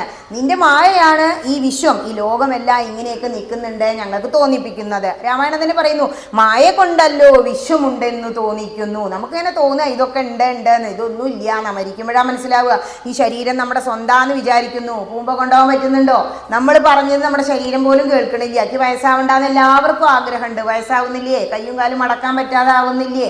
കുട്ടിയാകുമ്പോൾ നല്ല സുഖം, എല്ലാത്തിനും വയ്ക്കും. അന്ന് എന്തെങ്കിലും ചെയ്തോ? ഒന്നുമില്ല. റിട്ടയർമെന്റ് ആവോളം കാത്തിരുന്നു. അപ്പൊ പറയാ, അങ്ങയുടെ ഈ മഹാമായ എന്നെ മോഹിപ്പിക്കരുതേ ശ്രീരാമചന്ദ്ര. അങ്ങനെ ഒരു അപേക്ഷ മാത്രമേ അമ്മ അവിടെ വെച്ചുള്ളൂ. അത്രേനെ നമ്മളും വെക്കേണ്ടുള്ളൂ. നമുക്ക് ഈ മായയില് സുഖം തേടി തേടി അവസാനം എന്താ? കസ്തൂരിമാന്റെ മാതിരിയാണ്. സുഖം എവിടെയെങ്കിലും കിട്ടുന്നുണ്ടോ?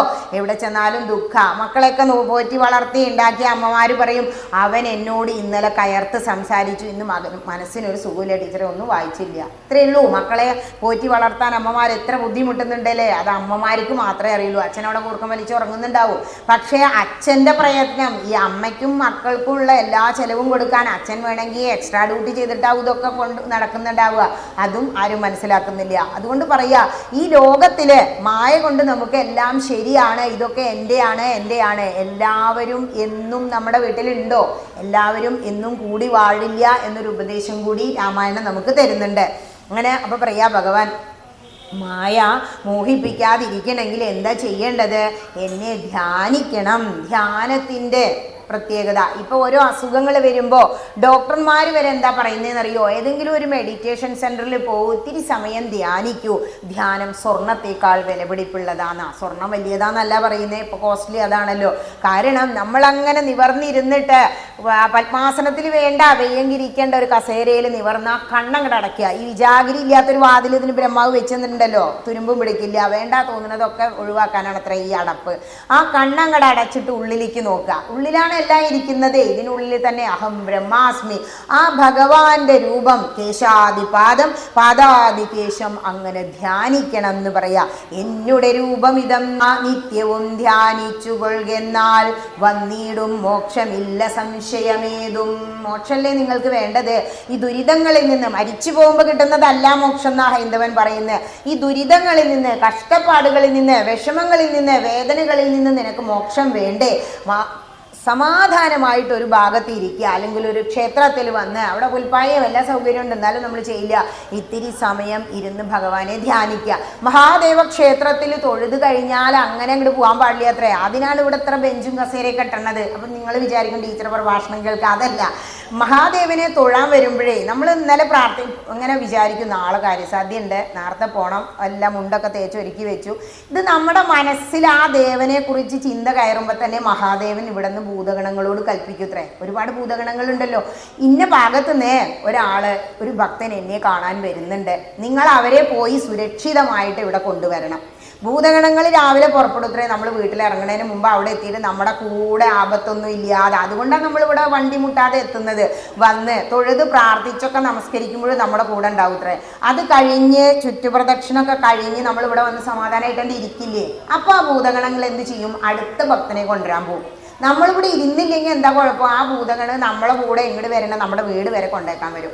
അതുകൊണ്ടാണ് എസ്പെഷ്യലി മഹാദേവൻ്റെ ക്ഷേത്രത്തിൽ വന്നു കഴിഞ്ഞാൽ പ്രദക്ഷിണവും നമസ്കാരവും ഒക്കെ കഴിഞ്ഞാൽ ഒരു 5 മിനിറ്റ് ശാന്തമായിട്ട് അവിടെ ഇരിക്കണം. വെറുതെ അതും പറഞ്ഞിരിക്കാതെ കണ്ണടച്ച് ഭഗവാന്റെ ആ രൂപം സുന്ദരമായ അല്ലെ പൊന്നിൽ ചേർത്ത ആ ഒരു വിഗ്രഹം ചാർത്തി മഹാദേവൻ കണ്ണും തുറന്ന് നമ്മളെ നോക്കിയിരിക്കുക, നാഗഭൂഷിതനായിട്ട് ആ രൂപം മനസ്സിൽ അങ്ങനെ ഒരു 5 മിനിറ്റ് ധ്യാനിച്ചവിടെ ഇരിക്കാം. എവിടെ ഇപ്പം നഷ്ടം? ഇതൊക്കെ നമുക്ക് തോന്നി ഇത്ര നിസ്സാര, പക്ഷെ ആ ചെയ്യുന്ന കർമ്മം ഉണ്ടല്ലോ അത്രയും ഉന്നതമാണ് എന്ന് മനസ്സിലാക്കുക, അറിഞ്ഞ് ആരാധിക്കുക. അതാണ് രാമായണം പറയുന്നത്. അങ്ങനെ നിങ്ങൾ ധ്യാനിച്ചൊക്കെ ഒരു ജീവിതം മുന്നോട്ട് കൊണ്ടുപോയാല് എന്താ ഗുണം എന്നാ രാമായണം പറയണേ? ചേതസി മരിക്കുമ്പോൾ മൽസ്മരണയുമുണ്ടാം. എത്രയോ ഭാഗവതമൊക്കെ വായിച്ചവരെ അവസാന സമയത്ത് ഒരു വീഴ്ച, അമ്മ വീണു ടീച്ചറെ, ഇപ്പോൾ ഭാഗവതം ഒന്നും വായിക്കാൻ വയ്യ, ഒരു മാസം കഴിഞ്ഞപ്പോൾ വിളി വന്നു, മരിച്ചു കേട്ടോ, ഒരു ഓർമ്മയുണ്ടായിരുന്നില്ല. അത് എന്തിനപ്പം തന്നെ നമ്മൾ തുടങ്ങണം പറയണേ? നാമജപ സംസ്കാരം നമുക്കുണ്ടെങ്കിൽ, ക്ഷേത്ര ദർശനത്തിൽ പോകുന്ന ഒരു സംസ്കാരം നമുക്കുണ്ടെങ്കിൽ, നമ്മുടെ മനസ്സിൽ മനനം നടന്നുകൊണ്ടിരിക്കുന്ന, മനനം എന്ന് പറഞ്ഞാൽ നാമജപം നമ്മുടെ ഉള്ളിൽ അങ്ങനെ മുഴങ്ങും. മരിക്കുന്ന സമയത്ത് 5 ശ്വാസം നമുക്കുണ്ട് എന്നാ പറയുക, പാനൻ പാനൻ വ്യാനൻ എന്നൊക്കെ പറഞ്ഞിട്ട്. ഈ ശ്വാസങ്ങളൊക്കെ പോകുന്ന സമയത്ത് ഊർധ്വശ്വാസം വലിക്കുക എന്ന് പറയും. ആ സമയത്ത് എന്ത് ചെയ്യണം? ഭഗവാനെ ചിന്തിക്കണം എന്നാ.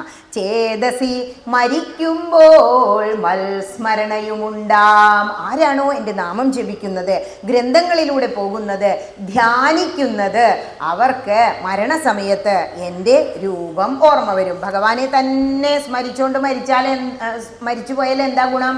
ഭഗവാനിലായി അവിടെ ചേരും, ഭഗവാനായി തന്നെ മാറും. ഭാഗവതത്തിൽ എന്താ ഇവിടെ പറഞ്ഞേ? മാനേ മാനേ മാനേന്ന് ഓർത്തു, മാനായിട്ട് ജനിക്കേണ്ടി വന്നില്ലേ? അതുപോലെ നിങ്ങൾ എന്തേ ഓർക്കണ്ടുള്ളൂ? ഹേ ശ്രീരാമചന്ദ്ര, ആ പട്ടാഭിഷേകത്തിൻ്റെ ഫോട്ടോയിൽ 11 പേര് ചേർന്നിരിക്കുന്ന കാണുന്നില്ലേ? ആ സീതാദേവിയോടുകൂടി ഇരിക്കുന്ന ശ്രീരാമചന്ദ്രനെ ഓർത്ത് ആ രൂപം ധ്യാനിച്ചങ്ങോട്ട് മരണത്തെ പുൽകുകയാണെങ്കിലോ, ഇനി ഭഗവാന് പേരിടുക. അപ്പോൾ കുട്ടി ജനിച്ചതേ ഉള്ളൂ. ശ്യാമള നിറം പൂണ്ട കോമളകുമാരനു രാമനെന്നൊരു തിരുനാമവും ഇട്ടാനല്ലോ. കറുപ്പാണത്രേ. കറുത്ത കുട്ടിയും വെളുത്ത കുട്ടിയായിരുന്നു കൃഷ്ണരാമന്മാർ. പക്ഷെ ഇവിടെ കറുപ്പാ. ശ്യാമള നിറം, ശ്യാമള എന്ന് പറഞ്ഞാൽ ശ്യാമളം കറുപ്പാണ്. എന്താണാവോ ചിലരൊക്കെ മക്കൾക്ക് ശ്യാമള എന്ന് പേരുണ്ടെന്ന് കാണാം. കറുത്ത കുട്ടിയായിരുന്നു എന്ന് ശ്രീരാമചന്ദ്രൻ, ക്ഷത്രിയനാ അല്ലേ? ആ കറുത്ത കുട്ടിക്ക് എന്താ പേരിട്ടത്? രാമൻ എന്ന് പേരിട്ടു. അപ്പോൾ ഭഗവാന്റെ നാമകരണവും കഴിഞ്ഞു. ഇവിടെ എന്താ മനസ്സിലാക്കണ്ടേന്നറിയോ? കുട്ടി കറുത്താണോ വെളുത്താണോ എന്നല്ല, നാമം ഇടുമ്പോൾ ഈശ്വരനാമങ്ങൾ ഇടുക. കുട്ടികൾക്ക് പേര് ചാർത്തുമ്പോൾ ആ ഇട്ട പേരെന്നെ വിളിക്കാൻ ശ്രമിക്കുക. അപ്പോൾ സീതാലക്ഷ്മി എന്നൊക്കെ പേരിടും. എന്നിട്ട് എന്താ പിന്റു പിന്റു ജിന്റു എന്നൊക്കെയാണ് വിളിക്കണല്ലേ. അങ്ങനെയുള്ള ഒരു അർത്ഥമില്ലാത്ത പേരുകളാണ് വിദേശങ്ങളിലൊക്കെ കാണുക. ഇവിടെ ശ്രീ ഭഗവതിക്ക് 1000 നാമങ്ങൾ, സഹസ്രനാമം ചൊല്ലാറില്ലേ. ഓം ശ്രീമാതാ ശ്രീ മഹാരാജ്ഞി ശ്രീമത് സിംഹാസനേശ്വരേ. ശ്രീമാതാ അമ്മേ എന്ന് വിളിച്ചിട്ടാണ് തുടങ്ങുന്നത്. ഇനി ഭഗവാനെ കുറിച്ച് ചൊല്ലുകയാണെങ്കിലോ ഓം വിശ്വം വിഷ്ണുർവഷത്കാരോ ഭൂതഭവ്യഭവത്പ്രഭോ എന്ന് പറഞ്ഞിട്ട് 20 മിനിറ്റ് കൊണ്ട് തീർക്കാറില്ലേ. ഭഗവാന്റെ 1000 നാമങ്ങള്, ശിവസഹസ്രനാമത്തിൽ 1000 നാമങ്ങള്, സുബ്രഹ്മണ്യന്റെ മന്ത്രം സഹസ്രനാമത്തിൽ 1000 നാമങ്ങൾ. ഏതാണോ നിങ്ങളുടെ ഇഷ്ടദേവത ആ സഹസ്രനാമം എടുത്തു വെച്ചാൽ ഇതുവരെ ആരും ഇടാത്ത എത്രയോ പേരുകൾ നിങ്ങൾക്ക് അതിൽ കാണാം. ആ പേരിട്ടാൽ എന്താണോ ജാമിളൻ എന്താ വിളിച്ച് ഹരേ നാരായണ മകനെയല്ലേ വിളിച്ചത്. ആരാ വന്നത്? വിഷ്ണു പാർഷദന്മാരാ വന്നത്. അപ്പൊ മക്കൾക്ക് എന്ത് ചെയ്യുക? ഈശ്വരനാമം തന്നെ ഇടുക, ആ നാമം തന്നെ വിളിക്കാനും ശ്രമിക്കുക. ഇവിടെ ഭഗവാനെ കുറിച്ച് വീണ്ടും വർണ്ണിക്കാം. സകല ചരാചര ഗുരുവായി മരുവീടും ഭഗവാൻ തനിക്കൊരു ഗുരുവായി ചമഞ്ഞിടും സഹസ്രപത്രോത്ഭവപുത്രനാം വസിഷ്ഠന്റെ മഹത്വമേറും ഭാഗ്യമെന്തു ചൊല്ലാവതോർത്താൽ. ആരാ ഭഗവാൻ പേരിട്ടെ? വസിഷ്ഠ മഹർഷി ആണ് പേരിടുന്നത്. ആ വസിഷ്ഠൻ ഒരു മഹർഷി മാത്രമായിരുന്നിട്ടും ഭഗവാൻ അവതാരം ചെയ്തപ്പോൾ ഭഗവാന് പേരിടാനുള്ള ഒരു ഭാഗ്യം കിട്ടിയില്ലേ, അത് മഹാഭാഗ്യമല്ലേ എന്ന് പറയാണ് എഴുത്തച്ഛൻ അല്ലെങ്കിൽ വാൽമീകി. ഇവിടെ ഇനി കുട്ടികളൊക്കെ ഉണ്ടായി, പേരൊക്കെ ഇട്ടു, അവർ വളർന്ന് വലുതായി വന്നു. ഇനി എന്താ വേണ്ടത്? കുട്ടികൾക്ക് വിദ്യാഭ്യാസം കൊടുക്കണം. ക്ഷത്രിയനാ പണ്ടൊക്കെ എന്താ ചെയ്യുക? അസ്ത്രവിദ്യ അഭ്യസിപ്പിക്കും. അങ്ങനെ കുട്ടികളൊക്കെ വളർന്ന് വലുതായി വന്നപ്പോൾ വിശ്വാമിത്ര മഹർഷി ഒരു ദിവസം ദശരഥൻ്റെ കൊട്ടാരത്തിലേക്ക് കയറി വരിക. എന്നിട്ട് ഒരു റിക്വസ്റ്റ് വയ്ക്കുകയാണ് ദശരഥ മഹാരാജാവിൻ്റെ മുന്നിൽ. എന്താ പറയുന്നത്? ജ്ഞാനമാവാസ്യ തോറും പിതൃദേവാദികളെ ധ്യാനിച്ചു ചെയ്തിടുന്ന ഹോമത്തെ മുടക്കുന്നോർ മാരീജ സുബാഹുമുഖ്യന്മാരാം നക്തഞ്ചരന്മാരിരുവരും അനുചരന്മാരായുള്ളോരും. ഞാൻ എല്ലാ അമാവാസിക്കും, അമാവാസി പൗർണമിയൊക്കെ ഭഗവതിക്ക് പ്രത്യേകത ഉണ്ട്. ആ സമയത്ത് ഞങ്ങൾ ഒരുപാട് യാഗങ്ങൾ ചെയ്യാറുണ്ട്. കാനനത്തിനുള്ളിലാണ് ഋഷീശ്വരന്മാർ, ഹിമാലയ സാനുക്കളിലാണ് ലോകത്തിൻ്റെ സന്യാസി പരമ്പരകളുള്ളത്. അവരെല്ലാവരും എന്ത് ചെയ്യുന്നു? അവർക്ക് വേണ്ടി പ്രാർത്ഥിക്കുന്നില്ല, സാധാരണക്കാരായ ലൗകികർക്ക് വേണ്ടിയാണ് അവർ പ്രാർത്ഥിക്കുന്നത് മുഴുവൻ. അതുകൊണ്ടാണ് ഈ ലോകം സമാധാനപരമായി നിലനിൽക്കുന്നത്. അങ്ങനെ അവർ ഓരോ കർമ്മങ്ങൾ നമുക്ക് വേണ്ടി ചെയ്യും. അമാവാസി തോറും എന്ത് ചെയ്യുന്നുണ്ട്? ഹോമം ചെയ്യുന്നുണ്ട്. ഈ ഹോമത്തെ മുടക്കുന്ന മാരീജൻ സുബാഹു എന്നീ രാക്ഷസന്മാരെ ഒതുക്കാൻ വേണ്ടി എന്ത് ചെയ്യണം? ഈ രാമചന്ദ്രനെയും ലക്ഷ്മണനെയും എൻ്റെ കൂടെ പറഞ്ഞയക്കണം എന്ന് വിശ്വാമിത്രൻ ആവശ്യപ്പെട്ടു. അപ്പോൾ ഭഗവാൻ ജനിച്ചു, കുട്ടിയായി, ഇത്തിരി ആയിട്ടേ ഉള്ളൂ. എത്രയോ ആഗ്രഹിച്ചുണ്ടായ കുട്ടിയാണ്. പറഞ്ഞു വിടാൻ ആർക്കും ഇഷ്ടമില്ല, ദശരഥ മഹാരാജാവിന് ഇഷ്ടമില്ല. എത്രയും കൊതിച്ച കാലത്തിങ്കൽ ദൈവവശാൽ സിദ്ധിച്ച തനയനാം രാമനെ പിരിയുമ്പോൾ നിർണയം മരിക്കും ഞാൻ, രാമന് നൽകിയിടാൻ ഞാൻ അന്വയനാശം കൂടെ വരുത്തും. വിശ്വാമിത്രൻ ആകെ കൂടെ പ്രശ്നത്തിലായി. രാമനെ കൊടുക്കണം എന്നാ പറയുന്നത്. ആരെ കൊല്ലാൻ? രാക്ഷസന്മാരെ കൊല്ലാൻ. ഇനി കൊടുത്തയക്കില്ല എന്ന് പറഞ്ഞാലോ വിശ്വാമിത്രൻ ശപിച്ച കുലം മുടിയും. മഹർഷിയ സാക്ഷാൽ തപസ്വികൾ ഈശ്വരന്മാരല്ലോ എന്നാ പറയുക. അപ്പം എന്താ ഇനി ചെയ്യുക? ആകെ കൂടെ കൺഫ്യൂഷനായി. അങ്ങനെ ദശരഥ മഹാരാജാവ് ചിന്തിക്കുകയാണ്, രാമനെ എന്ന് പിരിഞ്ഞാൽ ഞാൻ നാളെ മരിക്കും, അത്രയും എനിക്ക് രാമനില്ലാതെ വയ്യാന്നായിട്ടുണ്ട് എന്നുകൂടി രാമായണം നമ്മളോട് പറയുക. ആ സമയത്ത് ഈ മഹർഷി പറയാണ്, ഹേ ദശരഥ മഹാരാജാവേ, അങ്ങ് വിചാരിക്കുന്നത് പോലെ അങ്ങയുടെ വെറും മകനൊന്നും അല്ല ഈ ശ്രീരാമചന്ദ്രൻ. ആരാ? മാനുഷനല്ല രാമൻ, മാനവശിഖാമണി, മാനമില്ലാതെ പരമാത്മാവു സദാനന്ദൻ, പത്മസംഭവൻ മുന്നം പ്രാർത്ഥിക്ക മൂലമായി, പത്മലോചനൻ ഭൂമി ഭാരത്തെ കളവാനായി, നിന്നുടെ തനയനായി കൗസല്യാദേവി തന്നിൽ വന്നവതരിച്ചിതു വൈകുണ്ഠൻ നാരായണൻ. വൈകുണ്ഠമൂർത്തിയായ നാരായണനാണ് അങ്ങയുടെ മകനായി ഇവിടെ വന്നിരിക്കുന്നത്. അല്ലാതെ അങ്ങ് കരുതുന്നത് പോലെ അത് വെറും മകനൊന്നും അല്ല എന്ന ആ ഒരു ഉൾക്കണ്ണ് തുറന്നു കൊടുത്തപ്പോൾ ആരെന്ത് ചെയ്തു? എന്നാ കൊണ്ടുപോയിക്കോളൂ എന്ന് പറഞ്ഞ് മഹർഷീശ്വരനായ വിശ്വാമിത്രന്റെ കൂടെ രാമലക്ഷ്മണന്മാരെ കാട്ടിലേക്ക് പറഞ്ഞയച്ചു. നമുക്ക് നമ്മുടെ കുട്ടികളെ ഇപ്പോൾ നവോദയയിൽ ഒരു അഡ്മിഷൻ കിട്ടി എന്ന് പറഞ്ഞാൽ വിടാൻ അമ്മയ്ക്കും അച്ഛനും വലിയ താല്പര്യമൊന്നുമില്ല. വിട്ട് പിരിഞ്ഞു നിൽക്കാൻ ആർക്കും ഇഷ്ടമില്ല. ഇനി ഇവർ ആ കാനനത്തിലൂടെ അങ്ങനെ പോകുമ്പോൾ താടകയാണ് ആദ്യം വരുന്നത്. ലേഡീസ് ഫസ്റ്റ് എന്ന് പറയും പോലെ ആദ്യം തന്നെ ശ്രീരാമചന്ദ്രൻ വധിക്കുന്നത് താടക എന്ന രാക്ഷസിയെ ആണ്. ഇങ്ങനെ കാട്ടിലൂടെ ഇങ്ങനെ കൊണ്ടു നടക്കുമ്പോൾ കുട്ടികളോട് പറഞ്ഞു കൊടുക്കുകയാണ്, കാടിതു കണ്ടായോ നീ കാമരൂപിണിയായ താടക ഭയങ്കരി വാണിടും ദേശമല്ലോ. ഈ കാട് നീ ശ്രദ്ധിച്ചോ ശ്രീരാമചന്ദ്ര? കുട്ടികളെ നോക്കൂ, ഈ കാട്ടില് താടക എന്ന ഭയങ്കരിയായ ഒരു രാക്ഷസി ഉണ്ട്. അവളെ നിങ്ങൾ വധിക്കണം. എന്താ അവളുടെ പ്രത്യേകത? കാമകിങ്കരി. ആഗ്രഹങ്ങളെ ചേർത്ത് വെച്ച് നടക്കുമ്പോഴാണ് നമ്മൾ ആരായി മാറുന്നത്? രാക്ഷസികളായി മാറുന്നത്. ഒരുപാട് ആഗ്രഹങ്ങൾ, ആർക്കും ഒന്നും കൊടുക്കാൻ മനസ്സില്ലാത്ത ഒരു ജീവിതം. അവരെ എന്ത് പറയാം? താടകമാര് എന്ന് പറയാം. ഒന്ന് കൈ നീളാത്തവരെന്ന് പറയില്ലേ? നമ്മളുടെ ദാനത്തെക്കുറിച്ചൊക്കെ ഗ്രന്ഥങ്ങൾ ഇഷ്ടം പോലെ പറയുന്നുണ്ട്. ഹൈന്ദവന് ദാനം ചെയ്യാൻ ഭയങ്കര മടിയല്ലേ? അന്നേരമൊരു ശരമയച്ചു രാഘവനും ചെന്നു താടകാമാറിൽ കൊണ്ടിതോ രാമബാണം പാരതിൽ മലചിറകറ്റു വീണതുപോലെ ഘോരരൂപിണിയായ താടക വീണാളല്ലോ. ഹരേ രാമ രാമ രാമ ഹരേ ഹരേ, ഹരേ കൃഷ്ണ കൃഷ്ണ കൃഷ്ണ ഹരേ ഹരേ. ആ ഘോരരൂപിണിയായ താടക ഒരു ഞാണൊലി കേട്ടതും ഓടി വന്നു, എല്ലാവരെയും ഉപദ്രവിക്കും പോലെ ഉപദ്രവിക്കാൻ. പക്ഷേ ശ്രീരാമചന്ദ്രൻ അപ്പോൾ ഒരു ചെറു ഞാണൊലിയെ വേണ്ടി വന്നുള്ളൂ. ഒരൊറ്റ അസ്ത്രം കൊണ്ട് താടകയ്ക്ക് മോക്ഷം കൊടുത്തു എന്ന് പറയാം. മോക്ഷം കിട്ടിയപ്പോഴോ? താടക മോക്ഷം കിട്ടി. അങ്ങനെ ഭഗവാനിൽ തന്നെ ചേർന്നു. അത് കഴിഞ്ഞ് വിശ്വാമിത്ര മഹർഷിയുടെ കൂടെ വീണ്ടും മുന്നോട്ട് അങ്ങനെ നടക്കുകയാണ്. അപ്പോൾ വിശ്വാമിത്രനെ നോക്കി ഭഗവാൻ ചോദിക്കുക, താപസോത്തമ ഭവാൻ ദീക്ഷിക്കയാഗമിനി താപം കൂടാതെ രക്ഷിച്ചിടുവനേതു ചെയ്തും. ഹേ വിശ്വാമിത്ര മഹർഷിയെ, ഇപ്പോൾ അങ്ങയുടെ പ്രശ്നങ്ങളൊക്കെ തീർന്നില്ലേ? താടകയെ ഞാൻ വധിച്ചുല്ലോ, ഇനി പേടിക്കണ്ട, ഞാൻ നോക്കിക്കോളാം, അങ്ങ് യാഗം ദീക്ഷിച്ചോളൂ എന്ന് പറഞ്ഞു. ഇങ്ങനെ യാഗം നടത്താൻ തുടങ്ങുമ്പോൾ അന്ന് പറഞ്ഞില്ലേ ഇനിയും വരും മാരീച സുബാഹുക്കൾന്ന്, അവരുടെ വരവാണ്. മധ്യാഹ്നകാലേ മേൽഭാഗത്തിങ്കൽ നിന്നു തത്ര രക്തവൃഷ്ടിയും തുടങ്ങിയിടിനാനതു നേരം. ഹോമം അങ്ങോട്ട് തുടങ്ങിയതും മുകളിൽ നിന്ന് രക്തം ആണ് പുഷ്പാഞ്ജലി പോലെ അർച്ചിക്കുന്നത്. സാധാരണ പൂക്കളല്ലേ വരിക, ഇത് രാക്ഷസന്മാരുടെ പണിയാണ്. ആരാ ചെയ്തത്? രാവണനും മാരീചനും. അവരാണതെന്ന് മനസ്സിലാക്കിയപ്പോൾ ഭഗവാൻ എന്ത് ചെയ്തു? മറ്റൊരു ബാണം എടുത്തു. ചെന്നിതോ രാമബാണം പിന്നാലെ കൂടെ കൂടെ ഖിന്നനായേറി ഒരു യോജന പാഞ്ഞാനവൻ അർണവം തന്നിൽ ചെന്നു വീണിതു മാരീചനും അന്നേരം അവിടെയും ചെന്നിതു ദഹിപ്പാനായി. സുബാഹുവിനെ അങ്ങോട്ട് വധിച്ചു. മാരീചന്റെ പിന്നാലെ ഓടുകയാണ്. അവസാനം മാരീചൻ എവിടെ പോയി വീണു? അർണവം, സമുദ്രത്തിൽ വീണു. അങ്ങോട്ടും ചെന്നു. അവസാനം ഒരു രക്ഷയില്ല. എന്താ ചെയ്യണ്ടേ? ഭഗവാനെ തന്നെ ശരണം പ്രാപിക്കാം. മാരീചൻ മഹാഭക്തന എഴുന്നേറ്റ് ഓടിച്ചെന്ന് ശ്രീരാമചന്ദ്രൻ്റെ കാൽക്കലിൽ വീണ് ഭഗവാനെ അഭയം പ്രാപിച്ചു. ഒരു ക്ഷേത്രത്തിൽ അങ്ങോട്ട് എത്തുക നമ്മൾ വേണ്ടു. അവിടെ തൊഴുത് പ്രദക്ഷിണം കഴിഞ്ഞ് ഒരു സാഷ്ടാംഗം അല്ലെങ്കിൽ പഞ്ചനമസ്കാരം അത്രേ വേണ്ടു, പഞ്ചാംഗ നമസ്കാരം. ആ സമയത്ത് ഭഗവാൻ തീരുമാനിക്കട്ടെ, ഈ ഭക്തനെ ഇനി ഞാൻ നോക്കിക്കൊള്ളാം. ഭഗവാന്റെ ഒരു പ്രൊട്ടക്ഷൻ നമ്മുടെ അന്നത്തെ ദിവസം മുഴുവൻ നമ്മുടെ മുള്ളുണ്ടാവും.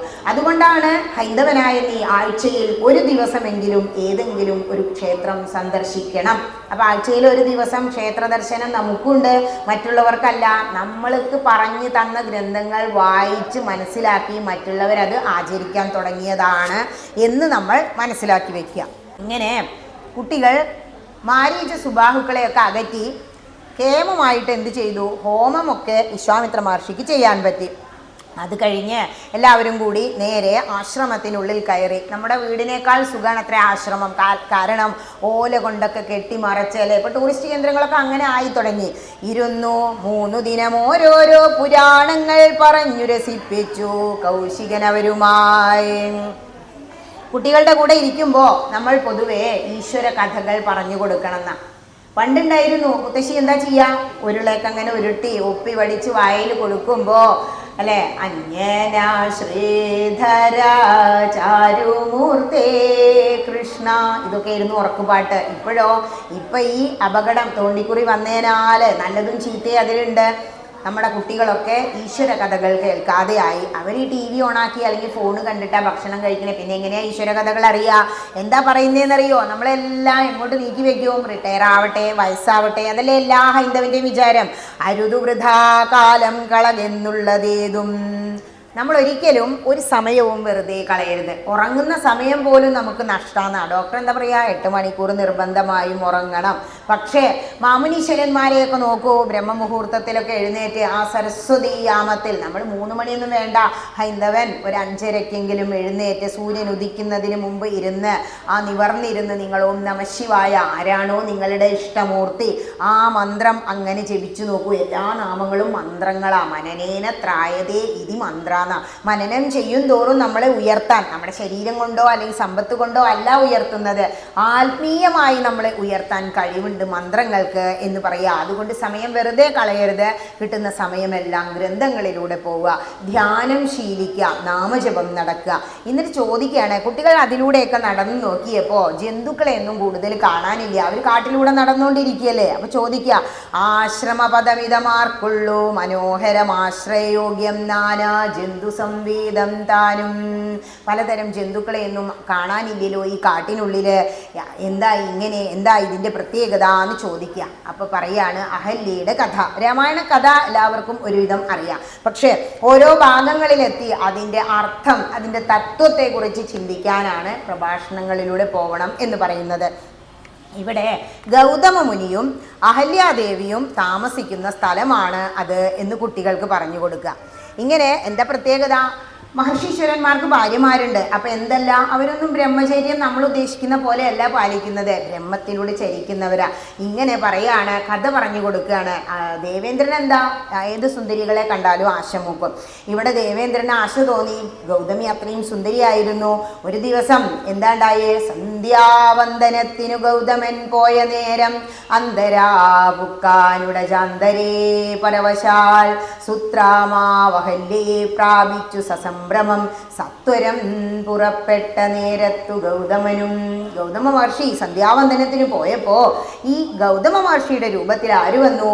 ദേവേന്ദ്രൻ വന്നു, അഹല്യയെ പ്രാപിച്ചു. അഹല്യക്ക് മനസ്സിലായില്ല. പക്ഷേ കൊളക്കടവിലെത്തിയപ്പോഴാണ് മഹർഷിക്ക് മനസ്സിലായത്, ഉണർന്ന് സന്ധ്യാവന്ദനം ചെയ്യാൻ സമയമായിട്ടില്ല എന്നുള്ളത്. ശരിക്കും സന്ധ്യാവന്ദനം ചെയ്യേണ്ടത് സൂര്യൻ ഇങ്ങനെ ഉദിച്ചു വരുന്ന സമയത്താണ്. സന്ധ്യ എന്ന് പറഞ്ഞാൽ എന്താ? സന്ധിക്കുന്നതാ. നമുക്ക് 3 സന്ധ്യകളുണ്ട്. രാവിലെ പ്രഭാത സന്ധ്യ, സൂര്യൻ ഇങ്ങനെ വരുമ്പോൾ വെളിച്ചാവുന്ന, രാത്രി രാവും കൂടിയും സന്ധിക്കുന്ന ആ സമയം. പിന്നെ ഉച്ചയ്ക്കുണ്ട്, സൂര്യൻ മാറും, അതായത് എന്താ, ആ മധ്യാഹ്ന സന്ധ്യ. പിന്നെ സായം സന്ധ്യ, രാത്രിയും രാവിലെയും ചേരുന്ന സന്ധ്യ, പകലും രാത്രിയും കൂടി. അതുകൊണ്ട് സമയമായില്ല എന്ന് മനസ്സിലാക്കി തിരിച്ചു വന്നപ്പോഴാണ് വേറൊരു മഹർഷിയെ അവിടെ കാണുന്നത് തൻ്റെ രൂപത്തിൽ. അപ്പം ശരിക്കും എല്ലാ ഭർത്താക്കന്മാരെയും പോലെ ദേവേന്ദ്രനും എന്ത് ചെയ്യാണ്? ഭാര്യയോട് ദേഷ്യപ്പെടുക. കാമകിങ്കരേ ശിലാരൂപവും കൈക്കൊണ്ടു നീ രാമപാദാബ്ജം ധ്യാനിച്ചിവിടെ വസിക്കണം. എന്താ പറയുന്നത്? നീ കാമകിങ്കരയാണ്, നിനക്ക് ആഗ്രഹം കൊണ്ടല്ലേ എന്നെ പോലെയുള്ള ഒരു വ്യക്തി വന്നപ്പോൾ നീ അവനെ സമ്മതിച്ചത്. സത്യത്തിൽ അങ്ങനെയല്ല. പക്ഷെ ദേഷ്യം വന്നാൽ മനുഷ്യന് പിന്നെ കണ്ണ് കാണില്ല, ബുദ്ധി പ്രവർത്തിക്കൂല. അതല്ലേ ഗീത 2-ാം അധ്യായത്തിൽ പറയുന്നത്, ബുദ്ധിനാശാൽ പ്രണശ്യതി, ബുദ്ധി ഇല്ലാതെയും കോപം വന്നാൽ. അതുകൊണ്ട് ചീത്ത പറഞ്ഞു, ശപിക്കും ചെയ്തു. ആ നിമിഷത്തിലെ മഹർഷിയല്ലേ, ശപിച്ചാൽ അത് വലിക്കും. എന്താ ശപിച്ചത്? നീ ഒരു ശിലാരൂപം കൈക്കൊണ്ട് രാമനാമം ഓർത്ത്. അപ്പോഴും അവിടെ ഒരു ക്ലോസ് വെച്ചു, രാമപാദാബ്ജം ധ്യാനിച്ചിവിടെ വസിക്കണം. രാമപാദങ്ങളെ ധ്യാനിച്ച് ഇവിടെ കഴിഞ്ഞോ ഒരു ശിലയായിട്ട് എന്ന് പറയാം. അയ്യോ ശപിക്കല്ലേ എന്നൊക്കെ പറഞ്ഞു. അപ്പോൾ ശാപമോക്ഷവും കൊടുത്തു. അങ്ങനെയാണല്ലോ പിന്നെ മഹർഷീശ്വരന്മാര്. ശ്രീരാമപാദാംബോജ സ്പർശമുണ്ടായിടുന്നാൾ തീരും നിൻ ദുരിതങ്ങളെല്ലാം എന്നറിഞ്ഞാലും. ഇത് നമുക്കുള്ളതാണ്. കാരണം നമ്മളെല്ലാം ആഗ്രഹിച്ചുകൊണ്ട് നടക്കണ എന്താ? ഭഗവാനെ കിട്ടണം, ഭഗവാനെ കിട്ടണം എന്ന്. കിട്ടുന്നുണ്ടോ? കിട്ടുന്നുണ്ട്. നമ്മളറിയാണ്ട നമ്മുടെ ഉള്ളിലെ സുഖം, ശാന്തി, സമാധാനം, അസുഖമില്ലാത്ത അവസ്ഥ. ഈ ശരീരം ഏറ്റവും സുഖം എന്താണെന്നറിയോ? കുറേ സമ്പത്ത് ഉണ്ടാവുന്നതോ കുട്ടികൾ ഉണ്ടാവുന്നതോ ഒന്നും അല്ല. വേദനകളില്ലാത്ത ഒരു ശരീരം ഉണ്ടാവുക. ആ ശരീരം ഉപയോഗിച്ച് ആത്മസാക്ഷാത്കാരം പ്രാപിക്കാൻ വേണ്ടി ഇങ്ങനെയുള്ള ഈശ്വരീയമായ കാര്യങ്ങൾ ചെയ്യുക, അതാണ് ഏറ്റവും സുഖം. ഇവിടെ പറയാണ്, നീ ഇവിടെ ഇരുന്നോ രാമപാദാബ്ജം ധ്യാനിച്ച്. എന്നാണോ ശ്രീരാമപാദാംബോജം ഭഗവാൻ കാലുകൊണ്ട് തൊട്ട് നിന്നെ രാമോഹം എന്ന് പറയുന്നത്, നിനക്ക് മോക്ഷം കിട്ടും എന്നും പറഞ്ഞു. ഇങ്ങനെ ഭഗവാനോട് അത് ആരെ പറഞ്ഞു കൊടുത്തേ? വിശ്വാമിത്ര മഹർഷി. അത് കേട്ടപ്പോൾ ഭഗവാന് മനസ്സിലായി ഇത് അഹല്യയാണ്, അപ്പൊ എന്നെ കാത്തിരിക്കുകയാണ്. ശ്രീപാദാംബുജം മെല്ലെ വച്ചിതു രാമദേവൻ ശ്രീപതി രഘുപതി സൽപതി ജഗൽപതി രാമോഹമെന്നു പറഞ്ഞാമോദം പൂണ്ടുനാഥൻ. ആ കാൽപാദങ്ങള് അഹല്യയുടെ ശിലാരൂപത്തിൽ വെച്ച് രാമോഹം, ഞാൻ രാമനാണ് എന്ന് ശ്രീരാമചന്ദ്രൻ പറഞ്ഞതോടുകൂടി അഹല്യയുടെ ആ ശിലാരൂപം മാറി പണ്ടത്തെ പോലെ ആരായി മാറി? അഹല്യാദേവിയായി മാറി. ഈ അഹല്യയുടെ സ്തുതിയാണ് ഇനി പറയുന്നത്. അഹല്യയ്ക്ക് മോക്ഷം കൊടുത്തു. പഞ്ചകന്യകമാരിൽ ഒരാളാണ് അഹല്യ. ഈ അഹല്യാദേവി അവിടെ നിന്ന് തട്ടിപ്പടങ്ങി എഴുന്നേറ്റ് ഭഗവാനെ അങ്ങോട്ട് സ്തുതിക്കുക. നമ്മളെങ്ങാനും ഭഗവാനെ ശ്രീലകത്ത് ചെല്ലുമ്പോൾ നേരാവണ്ണ കണ്ണൊന്നും വിട്ടിട്ട് കണ്ടാലോ? ഈമവേട്ടന് കണ്ടാൽ നമ്മളപ്പോൾ സന്തോഷമായില്ലേ? സാഷ്ടാംഗം അങ്ങോട്ട് നമസ്കരിച്ചിട്ട് ഹരേ മഹാദേവ, ഹര ഹര മഹാദേവ, ശിവശങ്കര എന്ന് വിളിച്ചൊരു നമസ്കാരം. ഇവിടെ അഹല്യ സ്തുതിക്കുക. യാതൊരു പാദാംബുജമാരായും നിതുവേദം, യാതൊരു നാഭി തന്നിലുണ്ടായി വിരിഞ്ചനും, യാതൊരു നാമം ജപിക്കും നിതു മഹാദേവൻ, ചേതസാ തൽസ്വാമിയെ ഞാൻ നിത്യം വണങ്ങുന്നേൻ. അതാണ് പ്രത്യേകത. ഇവിടെ ഇപ്പോൾ മഹാദേവനാണ് എന്ന് നമ്മൾ പറയും, പക്ഷെ ഇവിടെ നടന്നുകൊണ്ടിരിക്കുന്നത് എന്താ? സപ്താഹം നടക്കുന്നുണ്ട്, രാമായണം നടക്കുന്നുണ്ട്. മഹാദേവൻ സദാ ജപിക്കാത്രേ. മഹാദേവ് സദത ജപത് ദിവ്യരാമനാം. മഹാദേവൻ രാമനാമം ജപിക്കുന്നത്. ഒരു ദിവസം ശ്രീ പാർവതി ദേവി ചോദിച്ചുത്രേ, അങ്ങ് എന്തായി ജപിച്ചുകൊണ്ടിരിക്കണേ? അങ്ങ് തന്നെയല്ലേ ആദിദേവനായ മഹാദേവൻ? ഇപ്പം എന്താ പറയുന്നേ അറിയോ? ഞാൻ രാമനാമം ജപിക്കുന്നത്. ശ്രീ വിഷ്ണു സഹസ്രനാമം സമർപ്പിക്കുമ്പോൾ എന്താ ചൊല്ലാറുള്ളത്? ശ്രീരാമ രാമ രാമേതി രമേ രാമേ മനോരമേ സഹസ്രനാമ തത്തുല്യം രാമനാമവരാനനെ ശ്രീരാമനാമവരാനന ഓം നമ ഇതേ ചെയ്യാറില്ലേ? അതായത് മഹാദേവൻ, ആദിദേവനായ മഹാദേവൻ കൂടി ജപിച്ചുകൊണ്ടിരിക്കുന്നത് രാമനാമം ആണ്. യാതൊരു പാദാംബുജമാരായുന്നിതു വേദം. വേദം പറയുന്നത് ആരുടെ കാൽ കീഴിൽ നമസ്കരിക്കണം എന്ന വിഷ്ണു സൂക്തം. യാതൊരു നാഭി തന്നിലുണ്ടായി വിരിഞ്ചനും. മഹാദേവ ആരുടെ നാഭിയിൽ നിന്നാണ് വിരിഞ്ചൻ ബ്രഹ്മാവ് ഉണ്ടായിരിക്കുന്നത്? വിഷ്ണുവിൻ്റെ നാഭിയിൽ നിന്നല്ലേ? യാതൊരു നാമം ജപിക്കുന്നിതു മഹാദേവൻ. മഹാദേവൻ സതതം ജപിച്ചുകൊണ്ടിരിക്കുന്നത് രാമനാമം അല്ലേ? ചേതസാ തൽസ്വാമിയെ ഞാൻ നിത്യം വണങ്ങുന്നേൻ. അങ്ങനെയുള്ള ശ്രീരാമചന്ദ്ര, അങ്ങയുടെ പാദാരവിന്ദങ്ങൾ ഞാൻ നമസ്കരിക്കുന്നു എന്ന് പറഞ്ഞ അഹല്യാദേവി ഒരു നമസ്കാരമാണ്. എന്നിട്ട് സ്തുതിക്കാണ്. നമസ്തേ രാമ രാമ പുരുഷാധ്യക്ഷ വിഷ്ണു, നമസ്തേ രാമ രാമ ഭക്തവത്സല രാമ, നമസ്തേ ഋഷികേശ രാമ രാഘവ രാമ, നമസ്തേ നാരായണ സന്തതം നമോസ്തുതേ. സമസ്ത കർമാർപ്പണം ഭവതി കരോമി ഞാൻ, സമസ്തമപരാധം ക്ഷമസ്വ ജഗൽപദേ. ഹേ ശ്രീരാമചന്ദ്ര, അങ്ങേക്ക് നമസ്കാരം. ഞാൻ എന്തെല്ലാം അപരാധങ്ങൾ ചെയ്തിട്ടുണ്ടോ എല്ലാം ക്ഷമിക്കണമേ. നമ്മൾ അമ്പലത്തിലെത്തിയാൽ പ്രാർത്ഥിക്കേണ്ടതാണ് അത്ര അത്. ഭഗവാനെ, എന്തെങ്കിലും തെറ്റ് എന്നിൽ നിന്ന് വന്നിട്ടുണ്ടെങ്കിൽ സർവാപരാധം ക്ഷമിക്കണമേ. എന്താ അങ്ങനെ പ്രാർത്ഥിക്കണേ? ഒരു തെറ്റും ചെയ്യാത്തവരുണ്ടായിരിക്കാം, പക്ഷേ നമ്മൾ വീട്ടിൽ നിന്ന് ഇറങ്ങി മുറ്റത്തേക്ക് ഇറങ്ങുമ്പോൾ തന്നെ നിലത്ത് ചവിട്ടുന്നു. അയ്യപ്പൻ പാട്ടിൽ എന്താ പാടിയത്? വഴിയിലുറുമ്പിനെ ചവിട്ടാതെ പോണുമ്മ. ഉറുമ്പിനെ പോലും ചവിട്ടി നോവിക്കാതെ വേണത്രേ നമ്മൾ ജീവിക്കാൻ. അതെന്തായാലും നമുക്ക് സാധിക്കില്ല. അപ്പം അതൊക്കെ തെറ്റ് തന്നെയാണ്. ചെറിയതാണെങ്കിലും വലിയതാണെങ്കിലും ജീവൻ ജീവൻ തന്നെയാണ്. ഒരു ജീവിക്ക് ജീവൻ കൊടുക്കാൻ നമുക്ക് കഴിവില്ല, അപ്പം എടുക്കാനും അർഹതയില്ല. അതുകൊണ്ട് ഞാൻ എന്തെല്ലാം തെറ്റുകൾ ചെയ്തിട്ടുണ്ടെങ്കിലും ഹേ മഹാദേവ എന്നോട് ക്ഷമിക്കണമേ എന്ന് വേണത്രേ പ്രാർത്ഥിക്കാൻ. ഇനി ഇതൊക്കെ കഴിഞ്ഞു. ഇവരങ്ങനെ കാട്ടിലൂടെ പോയി എവിടെ എത്തി?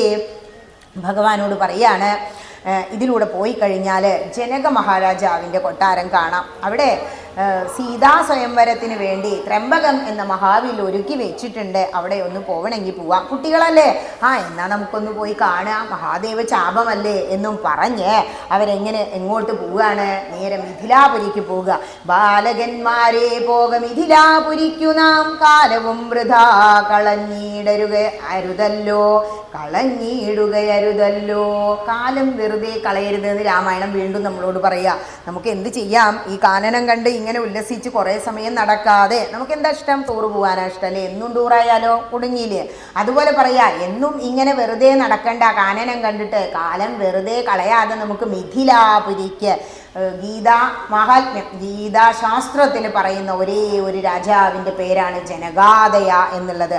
ആ ജനക മഹാരാജാവിൻ്റെ കൊട്ടാരത്തിലേക്കാണ് കുട്ടികളെ കൂട്ടി വീണ്ടും പോകുന്നത്.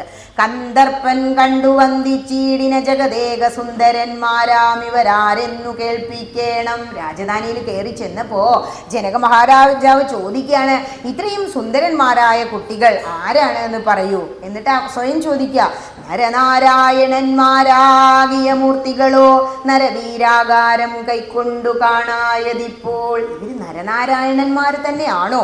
എന്തൊരു ചന്ത ഇവരെ കാണാനേ എന്ന് പറയാം. അപ്പൊ വിശ്വാമിത്ര മഹർഷി ഇവരെ പരിചയപ്പെടുത്തുകയാണ്. പാരമേശ്വരമായ ചാപത്തെ കാൺമാനുള്ളിൽ പാരമാഗ്രഹമുണ്ടു, നീയതു കാട്ടിയിടേണം. ഇന്ന കുട്ടികളാണ്, അവരെ എന്ത് ചെയ്യണം? അവർക്ക് പരമേശ്വരമായ ചാപം, പരമേശ്വരൻ്റെ മഹാവില്ലിൽ ആ വില്ല് കാണണമെന്ന് പറയുന്നുണ്ട്, അത് കാണിച്ചു കൊടുക്കണം. അതിനെന്താ? എത്രയോ കിങ്കരന്മാർ ചേർന്നിട്ടാണ് അത്ര ആ വില്ല് കൊണ്ടുവന്ന് വെച്ച്. അപ്പോഴും വിശ്വാമിത്രൻ ഒരു ചോദ്യം കൂടി ചോദിക്കാം, വില്ലെടുക്കാമോ കുലച്ചിടാമോ വലിക്കാമോ ചൊല്ലുകെന്നതു കേട്ടു ചൊല്ലിനാൻ വിശ്വാമിത്രൻ. കുട്ടികളോട് ചോദിക്കുക, അപ്പം മഹാദേവ ശാപം കണ്ടുല്ലോ, ഈ വില്ലെടുത്ത് കൊലയ്ക്കാൻ നിങ്ങൾക്കാവോ? എങ്കിൽ കൊലച്ചോളൂ. എന്താ പറയുന്നേ? എല്ലാമാകുന്നതു ചെയ്താലും മടിക്കേണ്ട, കല്യാണം ഇതുമൂലം വന്നുകൂടിയിടുമല്ലോ. കല്യാണം എന്ന് പറഞ്ഞാൽ മംഗളം എന്നും അർത്ഥമുണ്ട്, നമ്മുടെ കല്യാണം എന്നും അർത്ഥമുണ്ട്. നിങ്ങൾക്ക് വഹിക്കുന്നത് പോലെ നിങ്ങൾ വില്ലെടുത്ത് കൊലച്ചോളൂ, കല്യാണം വന്നുകൂടും. മഹർഷീശ്വരന്മാരെ എന്ത് പറഞ്ഞാലും അത് സത്യമാവും. പറഞ്ഞതുപോലെ തന്നെ വില്ലെടുത്ത് കൊലച്ചു, രണ്ടായി അങ്ങോട്ട് മുറിഞ്ഞു. ഇടിവെട്ടിയിടും വണ്ണം വിൽ മുറി ൊച്ച കേട്ടു നടുങ്ങി രാജാക്കന്മാരുരകങ്ങളിപ്പോലെ. പാമ്പുകൾക്ക് പേടിയാണത്ര ഇടി വെട്ടുമ്പോൾ, അവർ നടുങ്ങും. പക്ഷെ അതേ സമയത്ത് സന്തോഷം പൂണ്ട് നൃത്തമാടും. ആര്? മയിലുകള്. മൈഥിലി മയിൽപേട പോലെ സന്തോഷം പൂണ്ടാൾ. സീതയ്ക്ക് സന്തോഷമായി, ഒരാൾ വില്ല് കൊലച്ചു, ഇനിയിപ്പോൾ എന്നെ സ്വയംവരം ചെയ്ത് കൊണ്ടുപോകും എന്ന് തീരുമാനമായി. അർണോജനേത്രൻ മുമ്പിൽ സത്രപം വിനീതയായി വന്നുടൻ നേത്രോൽപലമാലയുമിട്ടാൾ മുന്നേ, പിന്നാലെ വരണാർത്ഥമാലയുമിട്ടിടിനാൾ. കല്യാണവും കഴിഞ്ഞു. ആദ്യം വന്നിട്ട് എന്താ ചെയ്ത്? നേത്രോൽപല കണ്ണുകൊണ്ട് ഒന്ന് നോക്കി, അപ്പൊ കാണുന്നുള്ളൂ ശ്രീരാമചന്ദ്രനെ. അത് കഴിഞ്ഞ് പിന്നീട് എന്താ ചെയ്ത്? ആ വരണമാല്യം ശ്രീരാമചന്ദ്രന്റെ കഴുത്തിൽ അങ്ങോട്ട് ചാർത്തി. ഇപ്പോഴത്തെ കാലത്തെ കല്യാണങ്ങളൊക്കെ നോക്കൂലേ, പോയി എന്തെല്ലാം പേക്കൂത്തുകളായി മാറിയിരിക്കുന്നു. ശരിക്കും പാണിഗ്രഹണ മന്ത്രം എന്താന്ന് പോലും അറിയാതെ ഒരാവേശത്തിൽ പോയി കല്യാണം കഴിക്കുന്നു.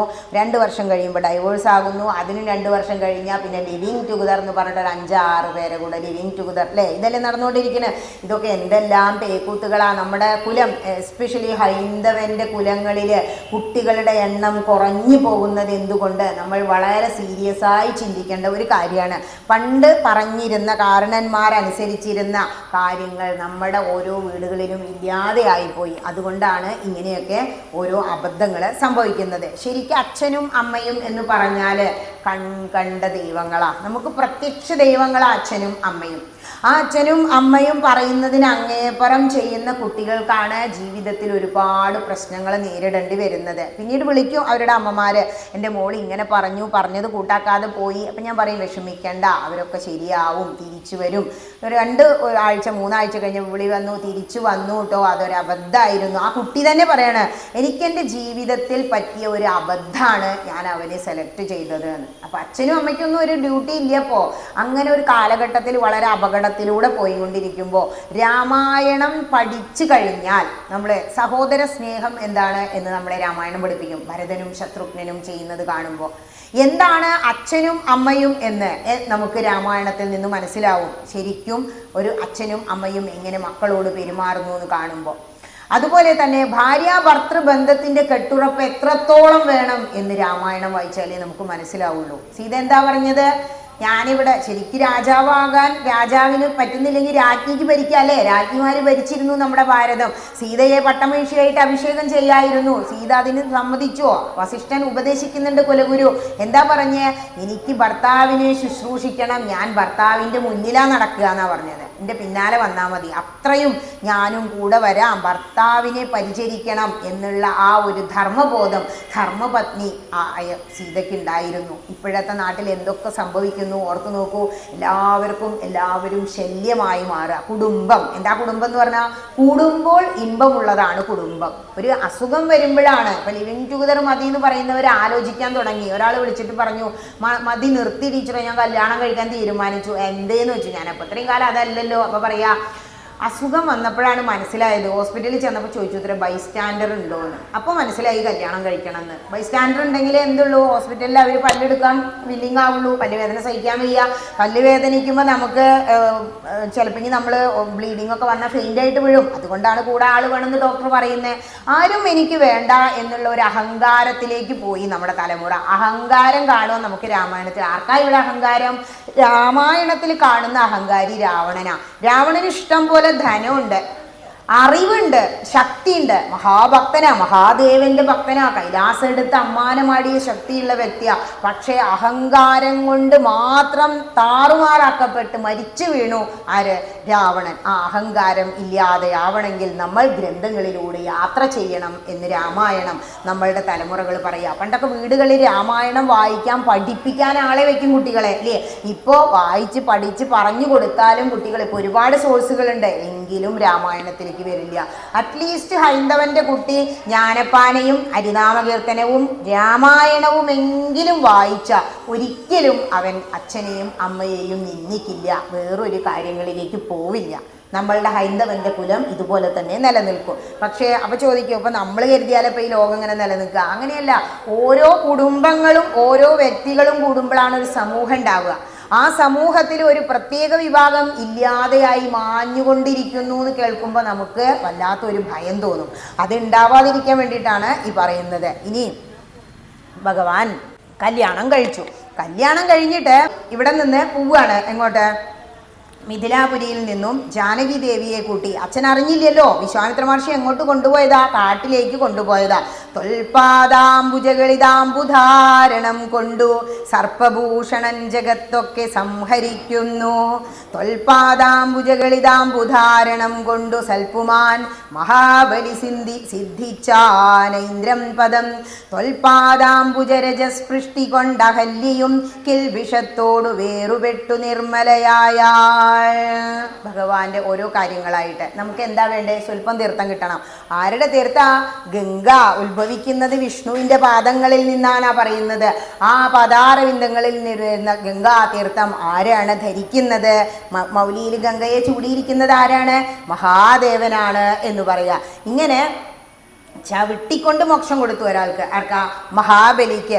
അത്രയും കരുണാമയനായ ശ്രീരാമചന്ദ്രൻ ആരായി മാറി? തൻ്റെ മരുമകനായി മാറി എന്നതിൽ ജനക മഹർഷി സന്തോഷിച്ചു. ജനക രാജാവാണെങ്കിലും ഋഷിയ, രാജർഷി എന്നാണ് അറിയുക. രാജാക്കന്മാർ ഋഷിതുല്യമായി ജീവിക്കുമ്പോഴാണ് രാജർഷി എന്നറിയപ്പെടുക.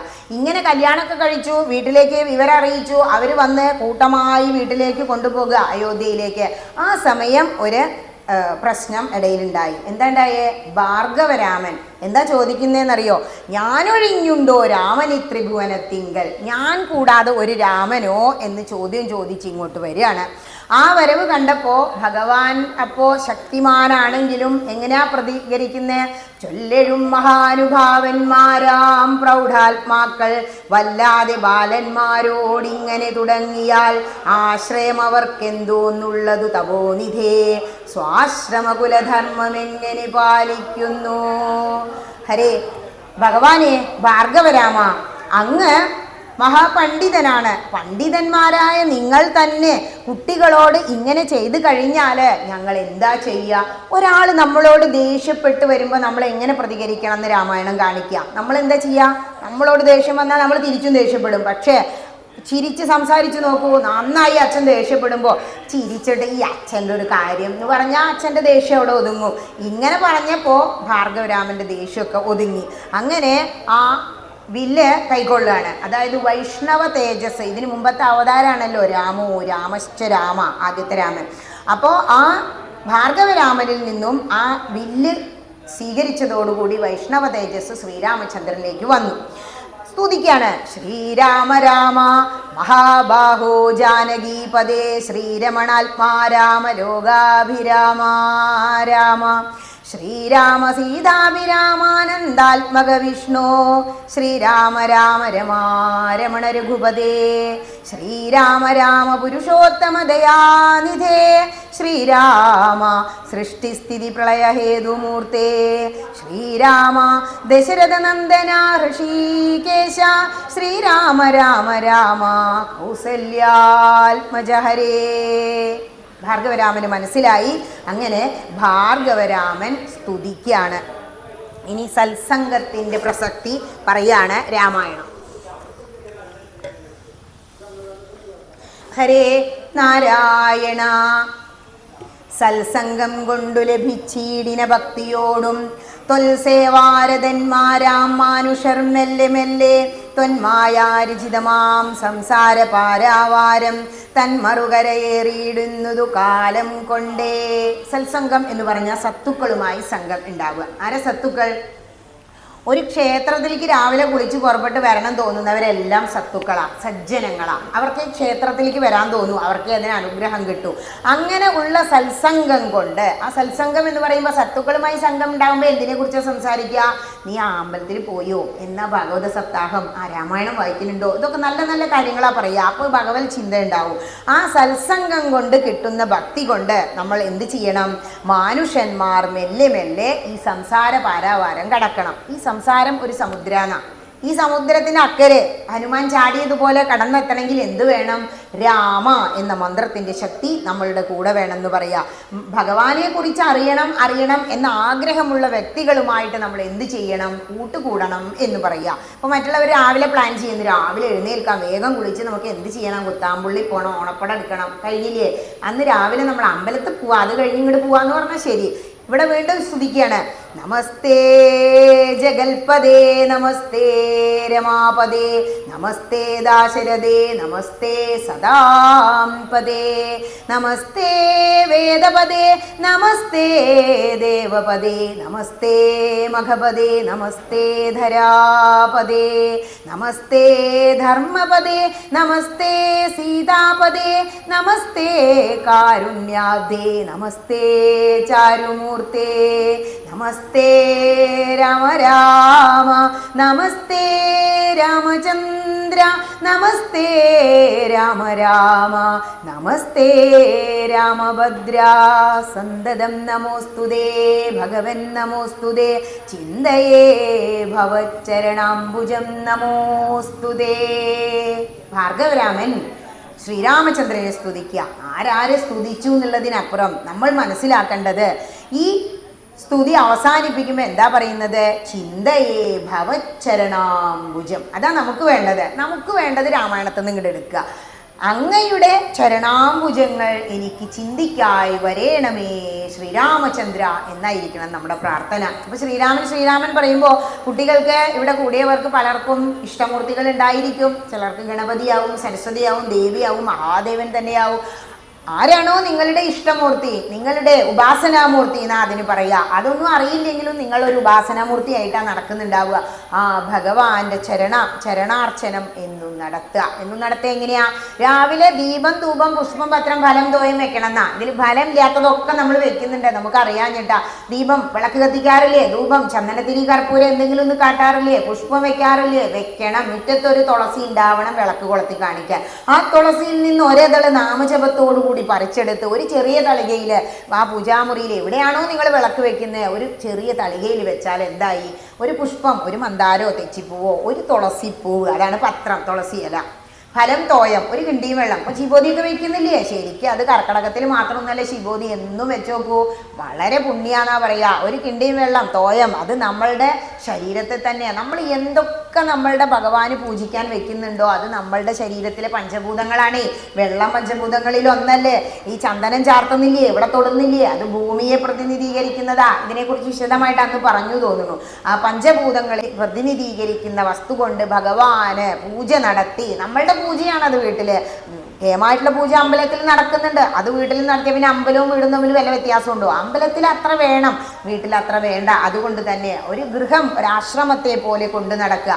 അതിനു വേണ്ടി എന്തു ചെയ്യണം? അങ്ങയുടെ പാദാരവിന്ദങ്ങൾ ഓർക്കാൻ ഇടവരയണമേ ജഗദീശ്വര എന്ന് പ്രാർത്ഥിച്ചുകൊണ്ട് ഈ ബാലകാന്ഡം ഭഗവാന്റെ മുന്നിൽ അങ്ങോട്ട് സമർപ്പിക്കുകയാണ്. ബാലകാന്ഡം സമർപ്പിക്കുമ്പോൾ ഈ ബാലകാന്ഡത്തിൽ എന്തൊക്കെ തത്വം പറയുന്നുണ്ട് എന്ന് നമ്മൾ മനുഷ്യരൊന്ന് ചിന്തിക്കണം. എന്തെല്ലാം തത്വങ്ങളാണ് ബാലകാന്ഡത്തിൽ നമ്മളോട് പറയുന്നത്? ബാലകാന്ഡം പേരിനെ ബാലൻ, ബാലന്മാരാണ് കുട്ടികൾ. അതായത് ഒരു ഇതിഹാസം എന്നുള്ളതിനപ്പുറം, ഒരു രാമൻ്റെ കഥ എന്നുള്ളതിനപ്പുറം രാമായണം ഒരു ധർമ്മശാസ്ത്ര ഗ്രന്ഥ. ഇങ്ങനെ ധർമ്മശാസ്ത്ര ഗ്രന്ഥാവുക, ധർമ്മത്തെ മുറുകെ പിടിക്കുന്ന ജീവിതമാണ് രാമൻ്റേത്. രാമോ വിഗ്രഹവാൻ ധർമ്മ എന്നാണ് ഗ്രന്ഥങ്ങളിൽ പറയുന്നത്, വാൽമീകി രാമായണത്തിൽ. അതായത് ധർമ്മം ജനിക്കുകയാണ് ഭഗവാൻ അവതാരം എടുക്കുമ്പോൾ. ശ്രീരാമചന്ദ്രൻ ജനിച്ചു ബാലകാണ്ഡത്തിൽ, അവിടെ ധർമ്മം ജനിച്ചു.